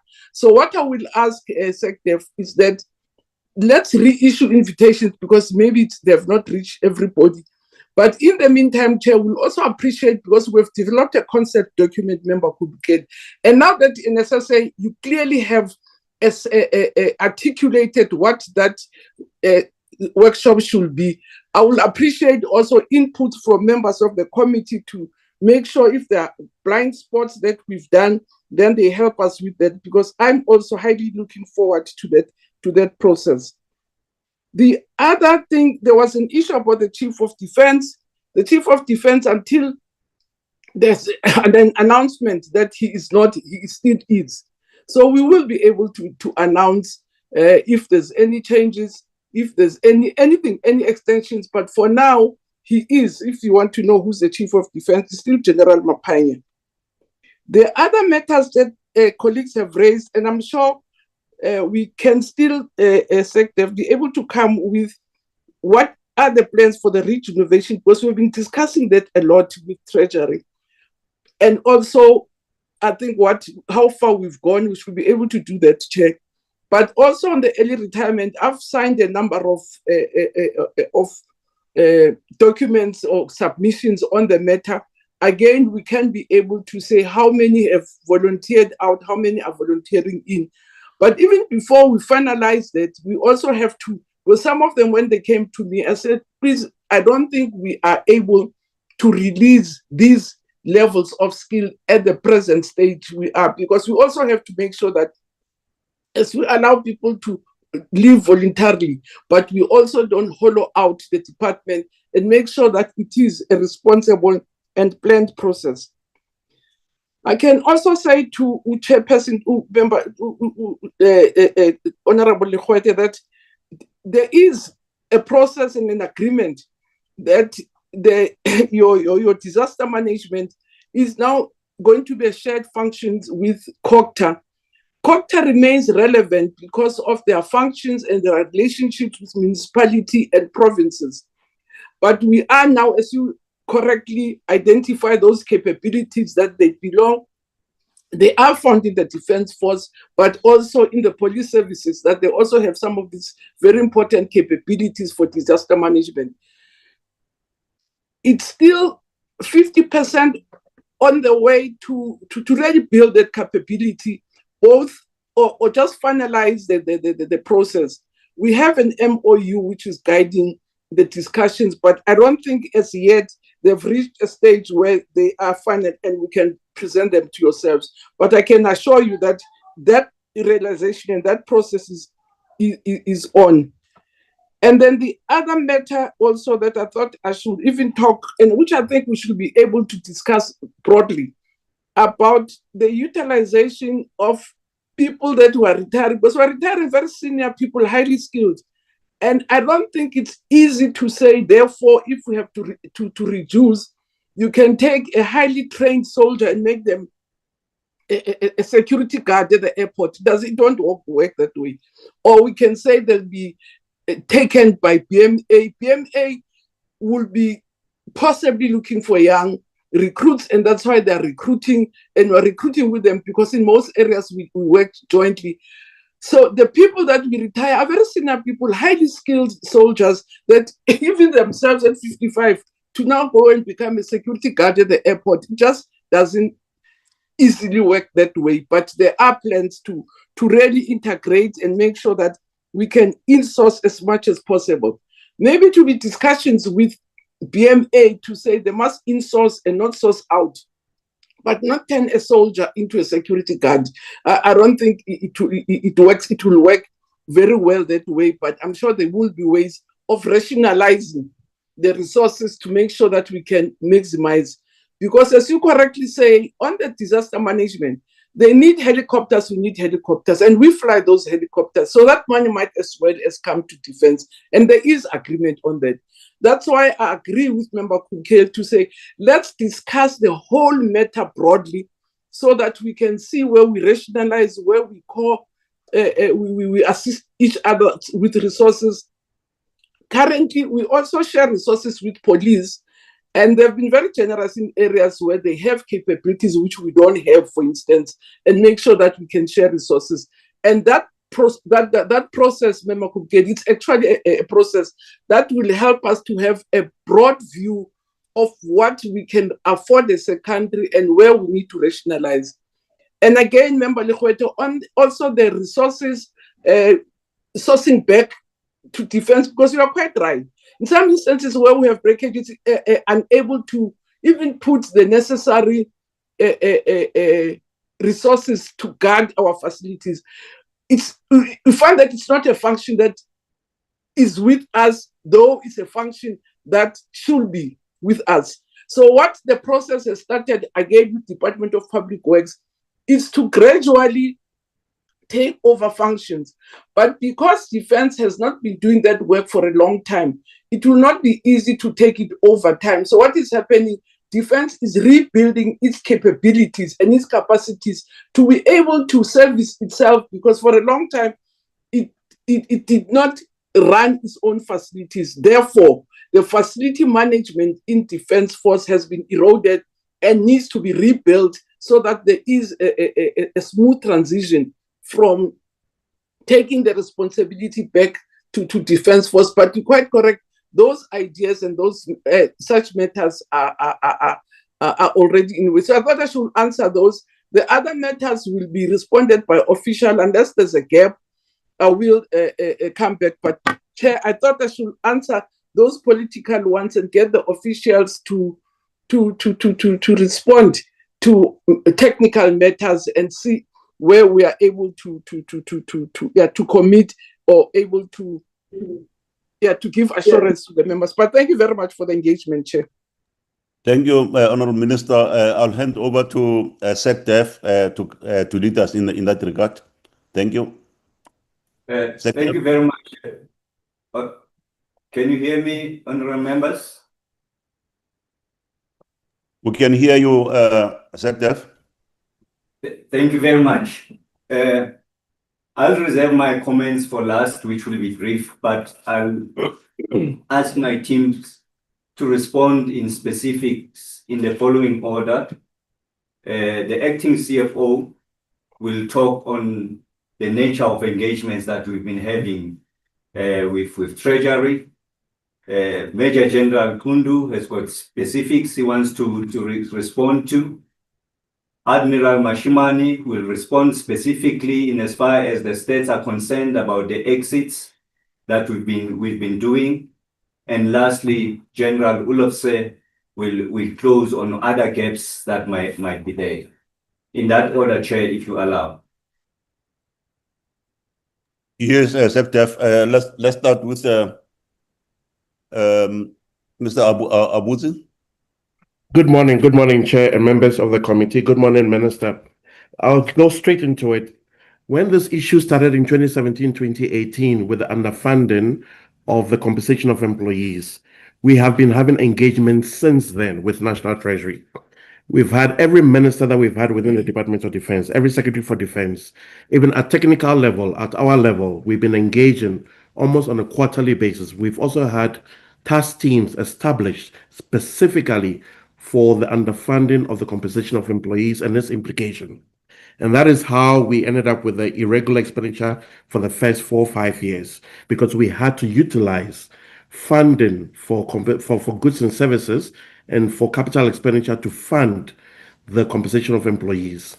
There was a question by Honorable Niehaus about who approved the environment from the special defense account to the goods and services, or to the general defense account to pay for the salary shortfall. So for those years that we had to utilize or reprioritize from within goods and services, within the general defense account and within the special defense account, those engagements were held between accounting officer and National Treasury, and National Treasury approved those final environments. In our annual reports for those periods, that whole entire period where we had to incur the irregularity, we have stated it in our annual reports under the accounting officer's responsibility, where we are required to speak about any environments and what we utilize that for. So those environments did come out of our engagements with Treasury and approved by Treasury. Hence, it ended up in the annual report of the Department for Defense for those periods. Then you also asked a question about what are we going to do to eliminate this unauthorized expenditure.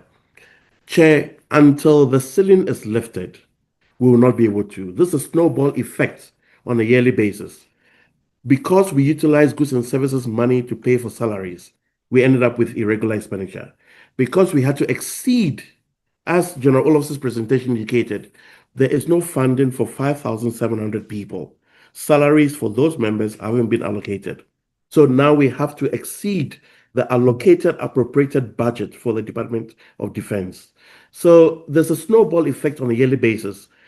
If you combine the two, the irregular expenditure of 10 billion and authorized expenditure for 12 billion, we're sitting on 22 billion under funding for the Department of Defense. In the outer years, we are projecting on average about 3.6 billion on a yearly basis, because the actual feet on the ground don't have sufficient funding to fund their salaries. So it's the beauty about this, and the sad part for the organization is when you incur irregular expenditure and unauthorized expenditure, you must convene board of inquiries, you must have investigations, you must hold someone accountable. In this case, and that was the opening statement by Honorable Niehaus, was this is not a problem for the Department of Defense, but it's a problem outside the DoD. There is nobody can hold accountable for incurring these irregularities, because nobody in the Department of Defense did anything wrong by not ensuring that we utilize the money that has been given to us, because the money that was given to us was not sufficient to fund the salaries of the actual people on the ground. So these engagements are ongoing on a daily basis. Last week, we wrote letters to National Treasury about this, because when we finalized our financial statements for the 2025-2026 financial year, we had to record the amount of unauthorized expenditure again in the books, and you have to do that. So when government, parliament, SCOPA approves this condonement, it has to be either funded or unfunded. And if it doesn't get funded, then we're walking into every year with a negative balance. So the question about how do we stop this is extremely difficult for the organization until National Treasury lifts the ceiling to fund the actual feet on the ground on a yearly basis, because that's a snowball effect we have. Chair, those are the questions relating to the finance questions that have been asked by the honorable members. I will hand over through to General Kundu, who will be able to deal with the issues around the journey to greatness and all the other related questions relating to the military. Thank you, Chair. Thank you. We, as members of Parliament, I think we will also zoom into that. The reason for that ceiling. It's a matter of concern to all of us as members of Parliament as well. will look into the issue, that issue of the ceiling. General Kundu? Thank you, Honorable Chairperson and members of the committee, and I acknowledge the Honorable Minister as well as the Secretary. Firstly, I would like to approach the discussion or my response from a different angle. I think it would suffice for us in the committee to consider the fact that the SANDF is not only a constitutional outfit, it's also a national security outfit with a definite mandate and responsibilities that has been explained by Honorable Dabota Lekhwete. And in that regard, one would not refer to soldiers, and I hope this meeting is not public. I wouldn't refer to soldiers, probably that have got ailments and injuries from battle, as deadwood. And I hope really that this discussion is not out there for them to hear their sacrifices being referred to as deadwood. But I think, secondly, from a national security point of view, it would be very much irresponsible of the department to simply let the 5,700 soldiers go outside the department, outside the SANDF, outside the uniform, a regulated environment, into the street because they cannot be paid. Now, we're talking about, just to give a sense of the SANDF, we're talking about well-trained and battle-tested soldiers that will have to count 1 into a million before we release them in a way that will not give them a soft landing outside. They should therefore not be left on their own devices to survive. Defense is a subsystem of a system. The system is government. Some of the solutions, if not most of the solutions, are solutions that can be generated and supported by the system, which means by government. The DOD will always, the SANDF, I can guarantee the members of the committee, the DOD will always do its very share in terms of strategic direction and know where it can navigate itself from the current position up until the next 30 years, which is what the genuine greatness speak to. And I'm sure when that time comes, the presentation on the long-term defense capability plan is done. All the questions I want to argue, all the questions will be settled, will be answered, to the extent that I think all the members of the committee will be looking forward to support the department for a better and a sustainable funding. Just to give a sense of, in terms of comparative studies, you can go around the world, you can Google, you can do any research, whether it's desktop. There is no country in the world, a country, I'm talking about viable nation states, where budget allocation for human resources is given short of its headcount. It has not happened anywhere in the world. It only happens in South Africa. But in failed states, I can mention just but one as a matter of an example, like in the DRC. In the DRC, you'll find that the composition of the M23 is soldiers that have been trained by the FRDC. For that matter, others trained by the SANDF when we trained the FRDC. But because they do not have surety in terms of their monthly salaries, not to mention pension, they go over and join the M23 rebels, thinking that they can make life work within the rebel movement. That is what happens. Should it be that the Republic of South Africa takes a stance that say simple, like National Treasury did, simple, the 5,700 people that do not have a salary, you will see,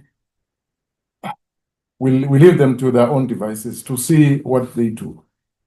I think we'll be plunging the country into a crisis. The last one for me is the 40-30-30. I do know and acknowledge that this is the ambition expressed by the Defense Review. But once again, go out there in the world and look at the viable nation states and see where this has materialized. Average NATO countries, average expenditure on human resources in all the NATO countries, it's about 51.72%, above the 40% threshold, being the ambition that we set ourselves in our defense policy, the Defense Review. If you go to the traditional Warsaw Pact countries, it's even higher. So that we set ourselves an ambition of 40-30-30. But even that 40-30-30, it depends from which angle are you looking at it. If you are spending 68% on human resources, and you increase your capital budget, you increase your operating budget substantially, you'll find that that 68% can be 40% of an increased budget. From a national security point of view, I also appreciate the input by the honorable member, I think Honorable Kubukeli, looking at the defense industry as a part of the military industrial complex or the ecosystem. What we have found during military appreciation process is that within the industry, broader industry, that means outside Denel, but the broader defense industry, South African defense industry is still design authority, can design most of the defense solutions that we want. It's a production authority, it's a manufacturing authority, and also a maintenance authority over its products. To me, that gives the hope that we need, that it solely depends on the defense ambition that we have, which is then encompassed in the long-term defense capability plan, to make South Africa work in consideration of the constitutional obligations of the National Defense Force. I submit. Admiral Machimani will give specific. That's all. Thank you, General Kundu. We are going to, is that the following one will be General Mashiman? Admiral Machiman. Admiral Mashiman, yes, Admiral, the platform is yours.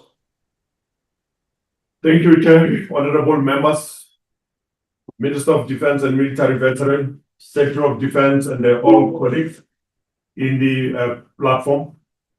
I will be responding to our participation in terms of early retirement program or the government early retirement program. Our participation as the military on this early retirement program was informed by engagement between us and National Treasury, wherein we all gained 3 scenarios. The first scenario, which was the ideal one for the department, was with a replacement value of 100%, wherein we will have exited 3,414 uniform members over a period of 5 years in the following breakdown: 1,000 for financial year 2025-26, and another 1,000 again for 26-27, because the early retirement program was designed for 2 years. And thereof, we will then start scaling down to 640 That would have been financial year 28, and a financial year 29 to 424. And finally, the last year will have been 350. The principle of us agreeing to how are we participating was informed by whatever we do must not exacerbate the current challenge with regards to the skills as well as the budget. Because in the early retirement program, the department also is responsible to pay a certain portion of the benefits that the member get, and that money doesn't come from the COE, but it comes from the operating budget of the department. So that was one of the factors that was critical in determining our level of participation. We included as well the administrative capacity and capability for the organization to exit the numbers of people, as well as the skills that we have, that whatever we do should not affect negatively the current skills shortages in a certain area. And then scenario 2, which was informed by or a request from the Minister of Finance himself in person, where he said, let's go big. And in this going big, the replacement value will have been 50%. Remember, we're doing this with National Treasury. We're all gaming these scenarios, taking into account the threat analysis. In these scenarios, we will have exited 10,108 uniform members over 2 financial years. But we all agreed that this is not ideal when we were all gaming it. The whole gaming was done by our department as well as National Treasury. We did it together because it will have affected the skills that we require. It will have affected the operating budget of the department, and it would have not been possible for the organization to exit such a huge number of military personnel in a short space of time. And then we also have scenario 3, which was an adjusted approach. You realize that scenario 1 and scenario 3, we're going for 100% replacement value. In this regard of scenario 3, we're going to exit 4,716 uniform members over a period of 2 years, which also was a serious challenge in terms of the operating budget. So we all agreed with National Treasury that will apply the formula of scenario 1 in our first participation. Then this whole concept of how we whole game was presented at this committee. That was last year in November, if I recall correctly, 5th November, if I'm correct. Then fast forward, we tried to implement the scenario 1, and a budget was given for us to exit almost 1,000 people that will have exited last year. But the Minister of Finance directed again in this regard that we must make sure that the people who really want to go, and our own minister as well has indicated that we have to apply all the principle of a fair labor practice, because these are not goods. People have to accept their participation. They have to apply. They have to agree. In that regard, out of the 1,000 members that will have qualified, only 700 indicated their intention to participate. Right. Because of the time factor that were given by both DPSA and National Treasury, we came up with a process of identifying these members electronically. In other words, we digitalized the process of members nominating themselves. Out of this, and then we preempted, or we were proactive. We worked out what they will be entitled for using our own calculator, because the DPSA and National Treasury calculator, which was provided for in the website, was not functional. As a result of that, once we issue the offers formally, then only 440 members accepted the offers. Right, and then we were also given an amount of 400 million rand in a 400 million rand to exit these members. The challenge with the funding that was provided came with a restriction, a replacement value of 50%, which was something that we did not agree with, because that would have reduced the footprint of our current feet on the ground, which will invariably affect the three scenarios, threat analysis that was provided for in our last engagement or November engagement. So in this way, something went terribly wrong. We did make an appeal to National Treasury, and only late towards the end of financial year, they rescinded the condition that they put. That was late February. As a result, we could not exit those 440 members, the members that the honorable member referred to as having to bring back their laptops because they were already informed. As we're talking, as we are at this moment, we have requested National Treasury to grant us a rollover of the 400 million that was provided for, which could not be spent because we could not exit these members. And as it is now, we are also not in a position to give them a termination authority for them to proceed before we could get the confirmation that we'll get the rollover or funding thereof, because the department doesn't have any available funding to execute this early retirement participation. So, and then now we have started with phase two. Yes, we have started with phase two. Phase two, we are waiting for members to start bringing their application. We have already broadcast it throughout the department. That will conclude my part in terms of early retirement, and I trust I've covered all aspects pertaining to that. I thank you. Thank you, General Mashimane. General Rulosa. Thank you, Chair, sir. Through SecDef.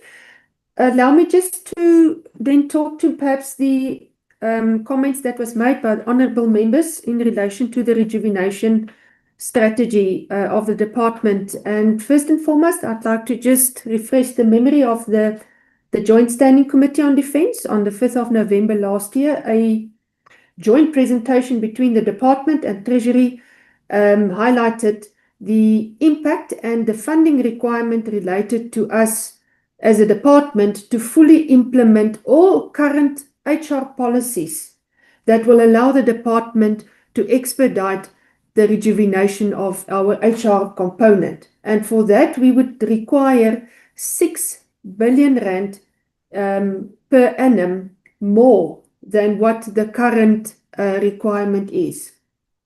And also that is just related to the COE. It will also then require an additional 2.3 billion per annum per financial year related to the operating funds, and that is to expedite 1,500 exits by means of any type of mechanism currently available. So the turnaround in the HR profile is therefore also reliant on a sustainable long-term funding model. So, SecDef, thank you, sir, for that opportunity. I just thought to maybe bring that also to the attention. Thank you, sir. Thanks, Chair.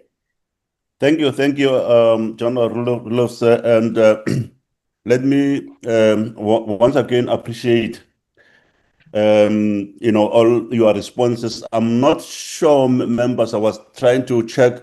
I just want to check with the members whether all the questions which were asked here were they adequately addressed. and whether members do have the follow-up questions. We are still on time, honourable members, and also the Minister and the SecDef and senior officials. Members, if you've got a follow-up question, please, we can offer you some few minutes to ask those follow-up questions. I don't see anybody here. I see Honorable Nihas. Honorable Nihas, let me just give you straight. And Honorable Harding as well. Okay, let me start with you, Honorable Nihas. Yes, thank you, Chair. It's not a question, it is more an observation.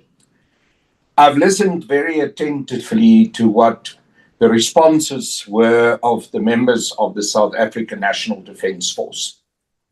And it is clear to me that as long as we do not deal with this issue within the broader system, as it was presented to us that the SANDF is a subsystem and it functions within the broader system of government, we are not going to make much progress. That was also a statement that I made at the beginning of my input earlier. And all these responses that we have received have confirmed that opinion that I hold. So what we need to do is we need to be able to position what this subsystem, and that is the Department of Defence's clear objectives are, and it has to then be articulated in the context of the broader government system. So obviously the engagements with the National Treasury has to be ongoing, and we as a Joint Standing Committee on Defence have to be fully involved in that process of engagement. In that context, the issue of us having a clear understanding and plan of what we want to achieve with the South African National Defence Force is absolutely critical. So the issue of the journey of greatness continues to present itself as an essential document that we need for this engagement with National Treasury and with a broader government system. I hear what the Minister says, that as long as the journey of greatness is not adopted, one has to stick to the old. But obviously that is not a sustainable situation. So we need to urgently, and I'm glad that we're getting the presentation of the journey of greatness now on the 15th of June, but we need to urgently get that journey of greatness and the objectives that it set for the SANDF to be a force appropriate and for purpose of what we need in South Africa. And on the basis of that, we need to have this broader discussion. I'm not asking further questions because I think it is futile to ask further questions in the current context, because we're dealing with a situation that has perpetuated itself and we're unable to address it until we have the journey of greatness and until we can engage all of this in the broader government system, because the SANDF on its own, in its own context, is unable to address these issues. And if rash decisions are taken, also of reduction and releasing soldiers from positions, I understand the concern that was raised, that this can lead to serious security challenges in our country, which is certainly not what we want to achieve by addressing the issue of cost of employment and rejuvenation of our force. Thank you, Chair. Thank you, Honorable Nihas. Honorable Minister, did you want to say something before? Chair.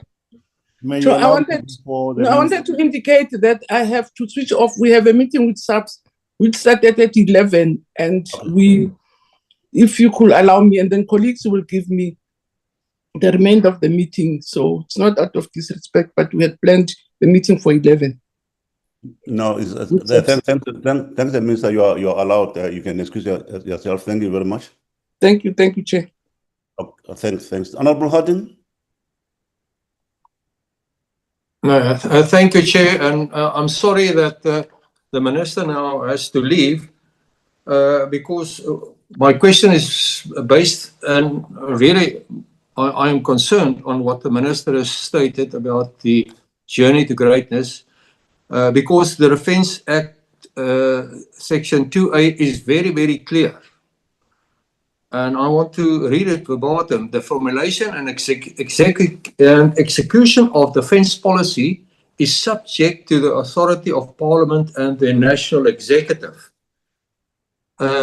So what we have here is actually the absence of a policy, and we are talking and proceeding on employees of the SANDF without a force design, without a policy in place, and it's Parliament's responsibility.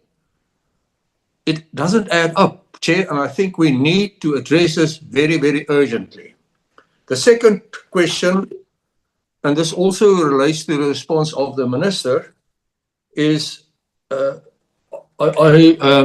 cannot understand. The Defence Act do not allow any person to serve in the SANDF beyond the age of 65. We've already seen the Chief of the SANDF exceeding this by approximately 6 or 7 months. And now the Minister stated, in conflict with her written response to Parliament, that General Mupanya is still the Chief of the SANDF after the expiration of his contract on the 31st of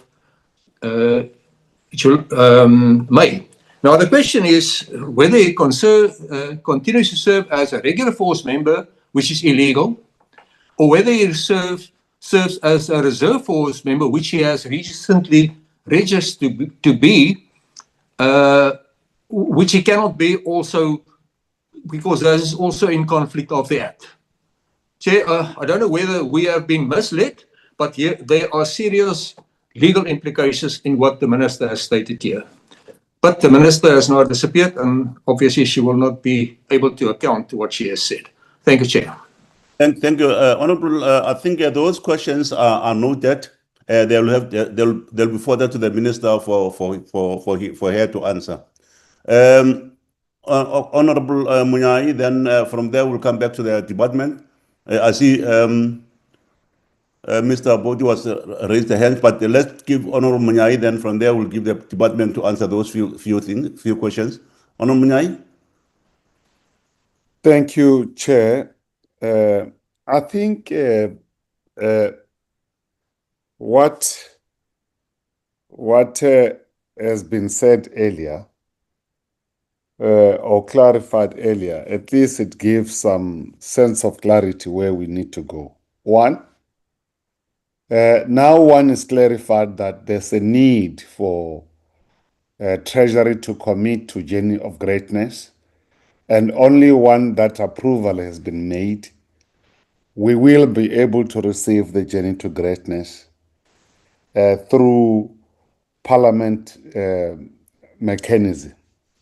I think that point is clarified. There's no need to labor the point, except to say that one is clarified now as to when are we going to receive. That is clarified on what protocols need to be adhered to before we receive that strategic vision. Second, Chair, the issue that one wanted to raise is that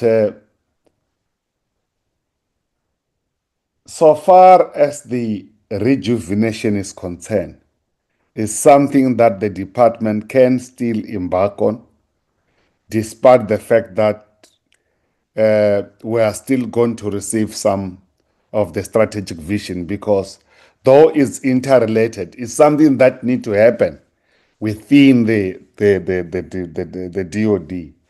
Because if we don't rejuvenate our forces and we don't bring we don't recruit more young, And that recruitment, of course, it will be trying to complement those that will be leaving due to age, retirement, early retirement. Honorable Chair, I must say that the issue of the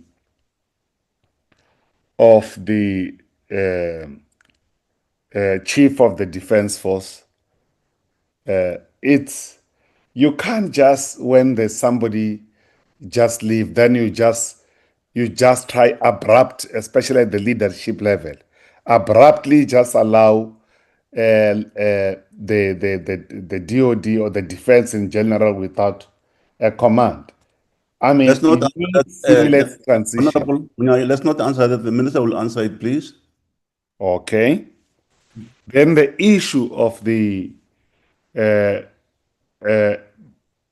mechanism to be able to navigate under the fiscal constraint, I think that has been sufficiently outlined. There's no need for me to go back to that. I think the more clarity that has been put forward, Chair, it gives us a sense where we are, what the department is doing, and what needs to be done going forward. Thank you, Chair. Thank you, Honorable Munyai. The minister is out. I will hand over to the Secretary for Defense and answer the questions which were raised again here by members, except the political questions which need their response from the ministry. Secretary, if you can just respond to the comments or questions raised by members here. Thank you, Honorable Chair. I'd rather be responding to the comments because I think much of the detail colleagues have provided, and hopefully, if there's anything else, we'll do it in writing. Chair, my approach in what I'm going to say is to try and wrap up all the different segments of what my team has been putting across. And I'll start by saying, indeed, the capability development strategy that we have, that we now call the Journey to Greatness, is really where we want to go.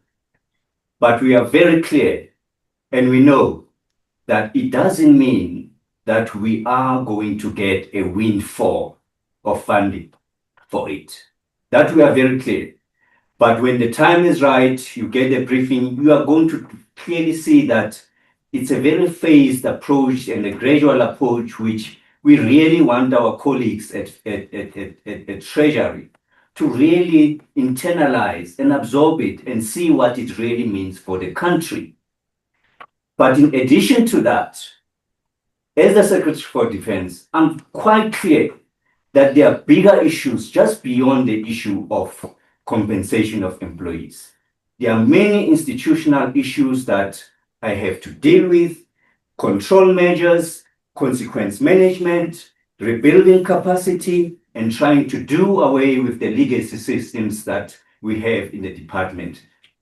That's a bigger picture. And of course, I need to be looking at what are the low-hanging fruits, what are the quick wins that I need to do institutionally. But in the meantime, Chair, with this issue, we cannot have a situation where we have to erode the foundation from which we can start developing our armed forces. Because as it is, in simple terms, we are being forced into a corner to bleed personnel into the public. That's what it says. And I am not in a position to be able to preside over a process like that. For argument's sake, even that for the ceiling that has been placed on us, when we look at it, it places our number at 45,000. And I would want to argue that even that number, it's not even based on the Defense Review 2015. It was just arbitrary. So I don't want to get into that debate. All I am saying, Chair, is that we have been forced to get into a very untenable situation where, as a department, we have to take irresponsible decisions. Just to keep it all to close, as I speak, I have to speak to the minister about the allowances that we need to pay for specialist areas now that the financial year has started. I am not in a position, honorable members, to say to the ministers, to the minister, we don't pay because we don't have money. I'm not in a position to say that because I know what the consequences are going to be. The special forces are being pushed out there. The entire Air Force is being decimated. There's a problem about flying hours.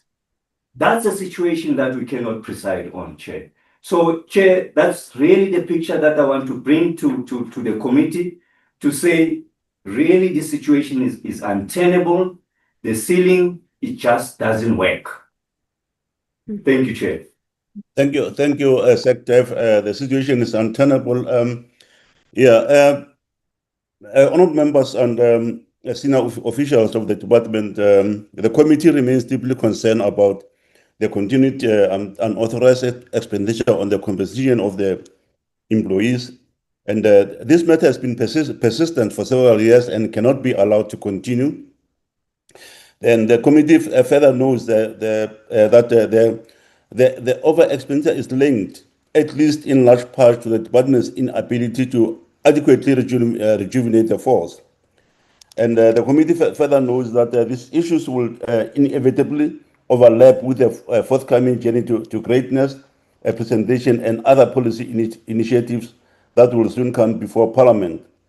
The department is also reminded of the information requested by the members during the engagement, including the updated 2026 rank age profile table, a copy of the 2021 Ministerial Directive relating to the maintenance of force numbers.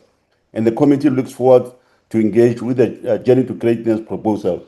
With those, I'm going to hand over to the co-chair to thank the ministry.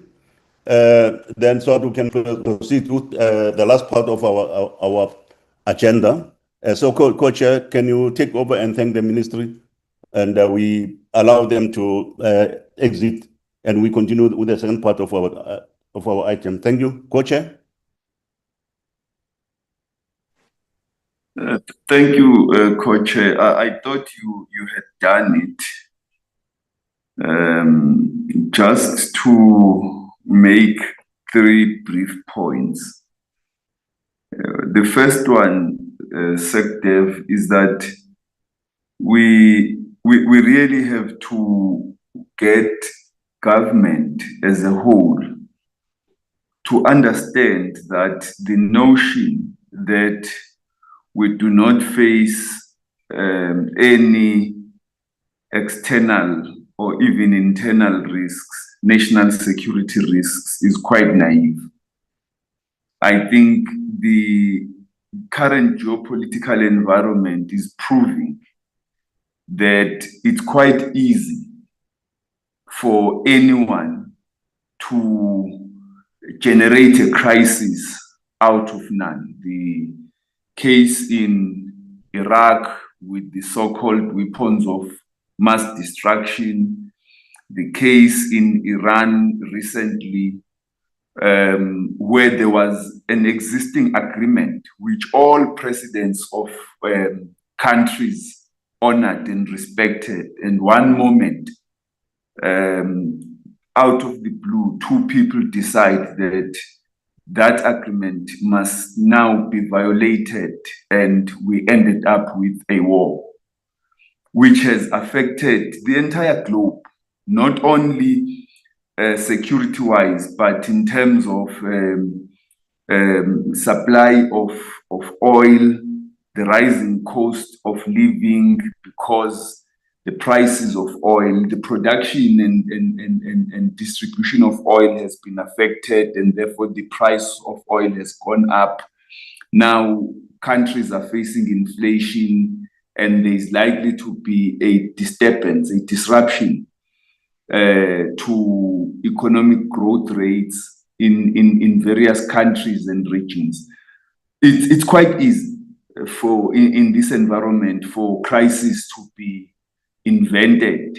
And what we've been saying repeatedly as this committee is that our country needs to take this issue seriously. The ambitious outlook in 1994 that we now needed a different type of army. We needed to reduce the defense budget because the risks were declining, is being proven repeatedly that it was ambitious, as we say, and in reality the global environment is different, and we need to take that into consideration. The second thing, Chair, where I agree with the sector, is the point he makes very strongly towards the end, that there are serious governance issues that they need to look at, so that even as we achieve an increase, whatever the extent of the budget of the defense force and all these other measures that are being taken, we do not nonetheless end up with a situation that we currently are with regard to COE. And that's going to require a focus on what General Tundu said, that the 40-30-30 ratio is in itself unrealistic. Can we achieve it? Is it necessary? Can we not review it? And I hope that in the journey to greatness, there will be that type of discussion, because we can take our own view as a country, but if the international best practice seems to suggest otherwise, we're going to end up with higher cost with higher COE than we had envisaged, and we get surprised, compensation of employees, and then we get surprised with regard to how have we ended up here again. So we need to strike a balance between a realistic compensation of employees and not exceeding the bar, the ceiling, and managing our COE, therefore within that ceiling, which will require a balance between what the General Tundu was saying and what the SecDef was also saying. And finally, it's quite clear that we're looking at a macroeconomic policy issue. Some of these issues can be resolved by the department, but a great deal of them require a review of our macroeconomic policy, so that we are able to increase the funding for government rather than decrease it. And it's quite necessary that there should be that ongoing engagement, which involves the joint standing committee, the portfolio committee, other agencies of parliament with government, so that we are able to realize a better macroeconomic policy outlook.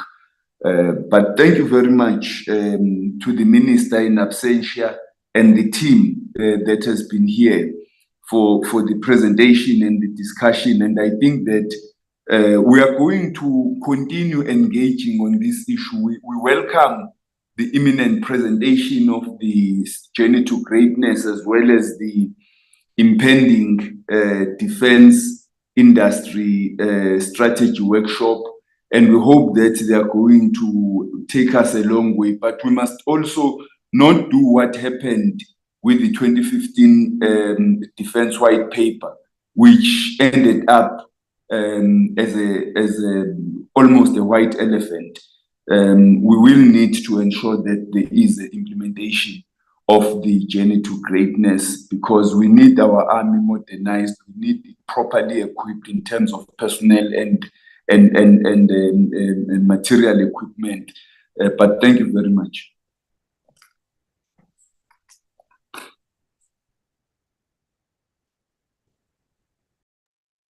Thank you, Co-Chair. Yeah, I think you can exit the ministry. We are going to continue with our next items on our program. So you can exit the platform. Honourable members, let's proceed with our agenda. Yeah, and we are still on time today. We have 30 minutes to complete our business. On our agenda, we've got the minutes. Nandiba, if you can just fly the agenda again on the. Can you fly it, Nandiba?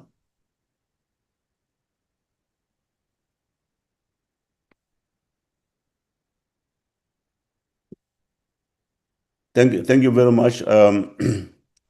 Our next item, which is the consideration of the report on the oversight to KZN, but there are minutes, honourable members, of the 20th of March and 22nd of May, and as well as the report on the oversight visit to KZN. What we need to do is to adopt the minutes of the 20th of March. I hope you have had time to go through those minutes.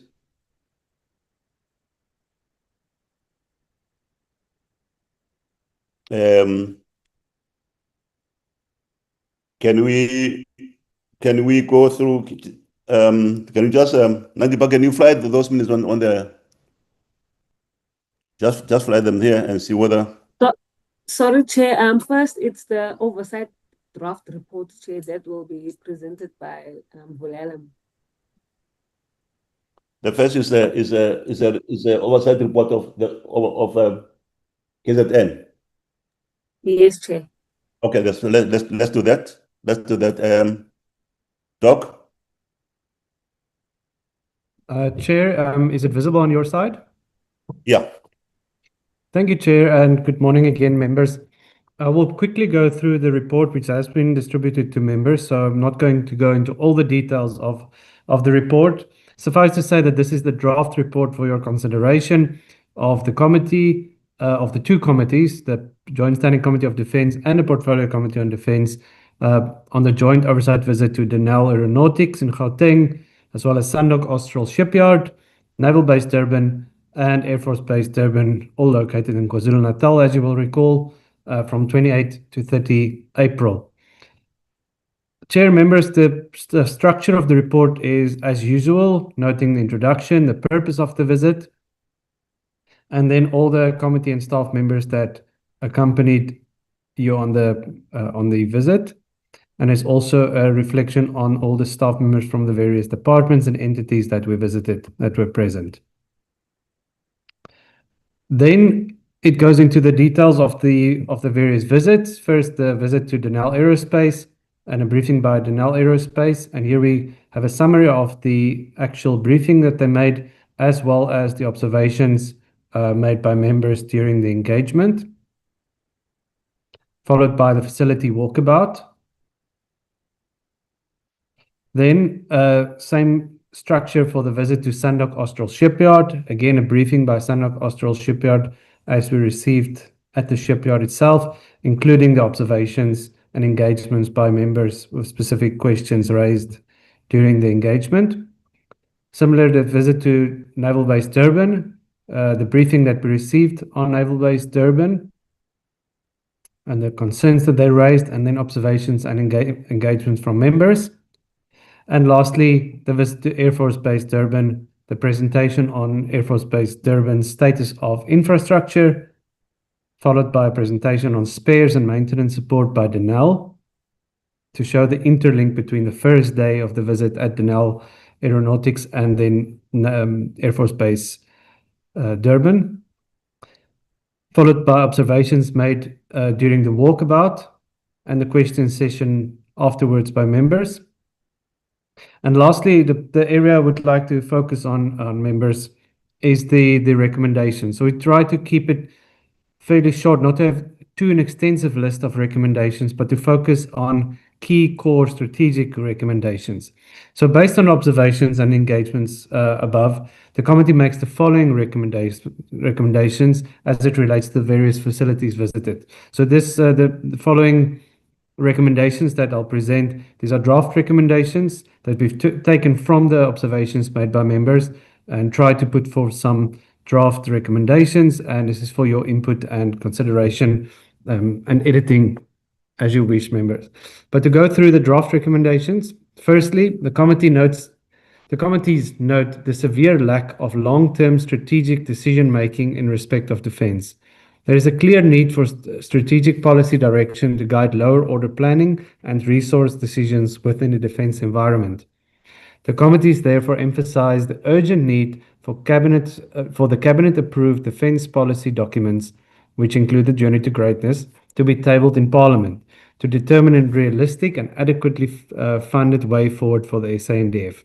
The committees further reiterate that all future policy submissions to Parliament should be preceded by extensive engagement with National Treasury and supported by agreed future funding models. And I think, members, that recommendation is aligned with the discussions that took place today, and a number of members raised the issue, the need for those policy documents to come to Parliament and for it to come with funding models. Suffice to say, members, this recommendation also aligns with the budget recommendation of the PCDMV, which stated that the Minister of Defence must, by 15 June, indicate to Parliament when these policy documents will arrive at Parliament. So between this recommendation and the recommendation of the PC, we should have clarity in the next 2 weeks on when these policy documents will come. Next, the committees recommend that the relevant role players urgently convene to make a strategic decision regarding the future of Naval Base Durban and Air Force Base Durban.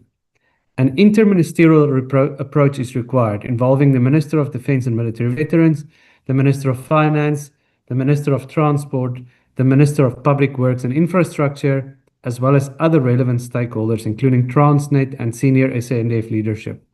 The committees emphasized the need to expedite a final decision regarding the possible relocation of these bases for the necessary infrastructure investment planning to the committee. The committees request that the ministers meet before the end of August 2026 and provide the committee with a decision-making roadmap with details of how and by when a final decision will be made on the movement or remainder of the 2 military bases. Members, for your consideration, there's been a delay in us considering this report, so perhaps we can move that date out to the right as well. Next, the committees request Armscor to submit a detailed written report on Project Hotel, including all expenditure incurred to date, projected costs required to complete the project, estimated timelines for completion, and the project lifespan of equipment currently in storage awaiting installation on the vessel. And this report should be submitted by 30 July. The committees request that urgent decisions be taken regarding the future of Project Hotel. To this end, the committees recommend that the Minister of Defence and Military Veterans instruct Armscor to conduct a review of Sanok Austral's capacity to complete the project and to provide detailed recommendations on the way forward, including associated cost implications and risks. The Minister should thereafter report to Parliament by 30 July on a definitive way forward for Project Hotel, including proposed funding arrangements for the completion of the project if relevant. Again, members, there on these 2 recommendations on Project Hotel, quite strategic type recommendations, and we could move the date perhaps slightly to the right if members so wish. The recommendation number 5 The committees request that the department provide the project closure audit for Project Biro as required in terms of the handbook for acquisition of armaments in the Department of Defense and in Armscor. This will allow members, the reason for this recommendation is to allow comparison of how Project Biro was closed off and finished and audited, and compare that to the details we will receive of Project Hotel. The next recommendation, the committees call on the Office of the Auditor General to include Project Hotel in its focus areas currently under review, with initial feedback being provided to the committees as part of the Auditor General's feedback during the BRRR process in 2026. The last strategic recommendation is the committees note several concerns regarding the sustainability of the South African Air Force's helicopter fleet. The RX fleet is rapidly approaching obsolescence, making continued long-term investment increasingly costly and potentially unsustainable. Similarly, the A109 fleet requires a midlife upgrade, while the Royfok fleet requires significant capability upgrades. The committees therefore request a long-term view on the future of the helicopter fleet and the associated funding thereof. The outcomes of engagement should be made available to the committee by 30 August 2026. Chair, I'll pause there for input from members on this report, on any part of the report, and we're happy to adjust where need be, including if members feel we should move the dates out to the right for more time for feedback. Thank you, Chair. Thank you, Doc. Honourable members, there you are, the report on our oversight visit, which started in Gauteng and then went to KZN. I'll take hands. Honourable members, I see Honourable Harding and Honourable Nihas have raised their hand. Okay, let me start with the two honourable members, then we'll take more hands. Honourable Harding. Chair, thank you to Dr. Malayalam for this comprehensive report. Chair, I would like to propose one amendment to the recommendations, and that's on page 17 under C on Project Hotel.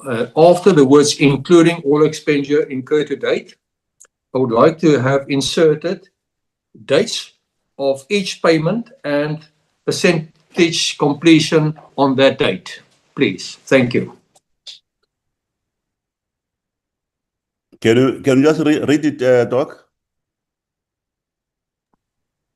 Yes, Chair. So we'll include a number C. It will then read, the committees request Armscor to submit a detailed written report on Project Hotel, including all expenditure incurred to date, dates of each payment and percentage completion on that date, projected costs required to complete the project, estimated timelines for completion, and the projected lifespan of equipment currently in storage awaiting installation on the vessel. Thank you. It's a proposal to include that. Is there anyone who have a different view on this proposal? If none, then let's go to Honourable Carl Nias. Yes, thank you, Chair. With regards to the draft recommendations, and it also relates to the issue of Project Hotel and Sandock Austral shipyards, we should request, and we discussed that during the meeting, we should request a full report on all the variments, that is the increases with regards to the original tender allocations that have been made, the dates that those variments have been requested, and also the instances where those have been paid, plus the justifications for those variments. And we can even say that the committee has expressed its concern that original tenders are made artificially low in order to provide a tender to a specific company for allocation, with the knowledge that further variments will be introduced which then increases the tender, but it actually makes the original tender process unjust. That's the first thing. The second issue that I would like to raise is that we need to ask if there is currently any investigations with regards to Project Hotel and also the Isandlwana ongoing relating to criminal investigations with regards to those tenders. If there are, we should be provided with the information of those investigations. And if they are not, we should be provided with the reasons why no investigations are ongoing. On the last issue that Dr. Wilhelm has proposed to us in terms of pushing out the dates, I'm not in favor of that. These are urgent issues, and I think the dates as they are set there are still adequate for those deadlines to be met and for the information to reach us. Thank you, Chair. Thank you, Honorable Nihos. Honorable members, my concern with regard to Project Hotel is that ship was meant to replace a decommissioned ship, which is supposed to be in water from Mozambique up to about 250 kilometers down to Antarctic, the area which has been allocated to South Africa to look into.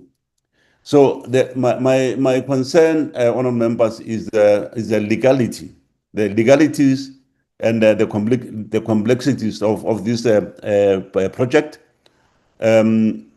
How can we? What is it which can be done to ensure that that ship is completed and is deployed into the sea to cover that area? The situation, as we have been discussing, we are living under a very difficult environment, and if that area is not going to be covered within a short period of time, the country is in danger. So I do not know, honourable members, we need to come with a decision. We need to engage on this matter and see how can we make sure that that ship is completed and deployed into the water to cover that. That's, and I'm also told that the country is losing revenue. Is losing revenue because of the services which is supposed to provide to other ships which are using that designated area. We are not getting anything from that. So I do not know, honourable members. I propose that we look deep into this thing and come with a decision which really will suit our national security threats. I do not know if there's anyone who still want to comment on this one. In the absence of none, on members, I'm going to propose that we adopt the report. Can you adopt the report, on members? I've raised my hand, Chair.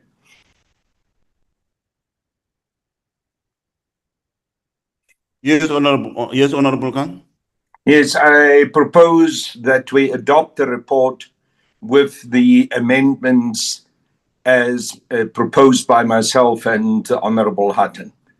I see that as far as I'm concerned, our admin staff, Dr. Wilhelm Janse van Rensburg, has adequately reflected what I asked to be added in terms of the recommendations. So I propose that we adopt the report with thanking Dr. Wilhelm Janse van Rensburg and his team for the excellent work that they have done in presenting us with such a comprehensive report. Thank you, Chair. Thank you, Honourable Nihos. Honourable Priyat. Thank you, Chairperson. From my side also, thank you to Dr. de Vilhelm and the team. I think it is excellent. And I would propose to second the adoption of this report. Thank you so much. Thank you, Honorable Priat. The report is with those amendments is duly adopted. It's a committee report, and thank you very much. Let's move to the next item, which is minutes of the 20th of March and 20th of May. There you are. On members, I think we have all gone through those minutes. Yeah, let's move. Let's just move. Nandiba, you can.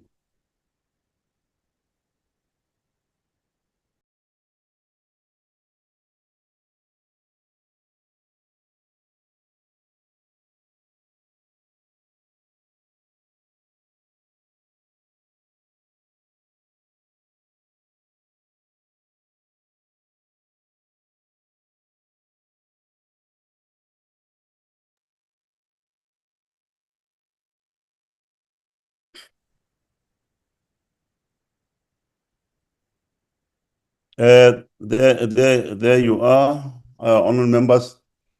Those are the minutes of our on the 20th of March.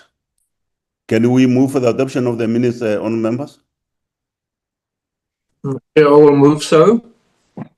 Honourable Hutton, move for the adoption. Can we have the second? Chairperson, and I will second. Thank you, Honourable Priat. Let's move to the second set of minutes, which is 22nd of May. Can you fly that, Nandiba?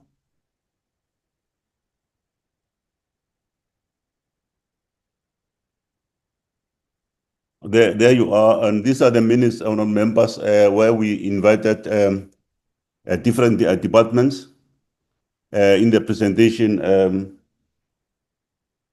by the defense industry. Let's move. Let's move, Nandiba.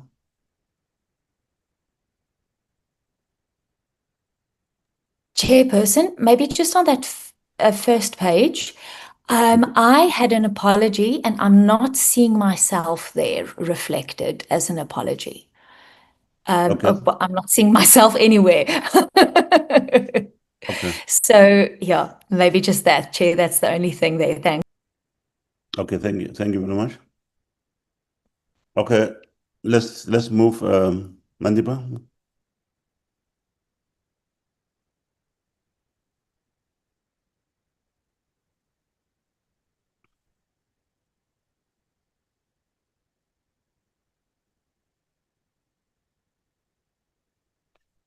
Okay.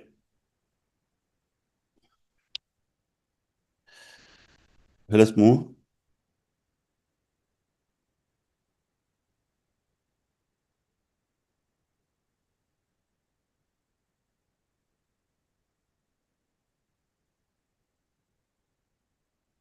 Thank you very much. Those are the minutes of the 22nd, honourable members. Can we have the mover for the adoption? Yeah, I will move. Thank you. Seconder, please. I'll second. Thank you very much. The minutes are duly adopted. Honourable members, I think we are right. We are on time. It's 11:53. We're scheduled to finish at 12 o'clock. Let me appreciate honourable members our cooperation, our engagement on issues. I think if we keep on doing this, honourable members, we will definitely change the status of our defence force. I'm going to hand over again to our co-chair, to thank the members and close the meeting. Co-chair. Thank you very much, Chairperson. Thank you very much also to honorable members. The meeting is adjourned. Thank you. Thank you, chairs. Thank you, chairs. Enjoy your weekend. Bye, everyone. Bye-bye. And thanks to our support staff as well.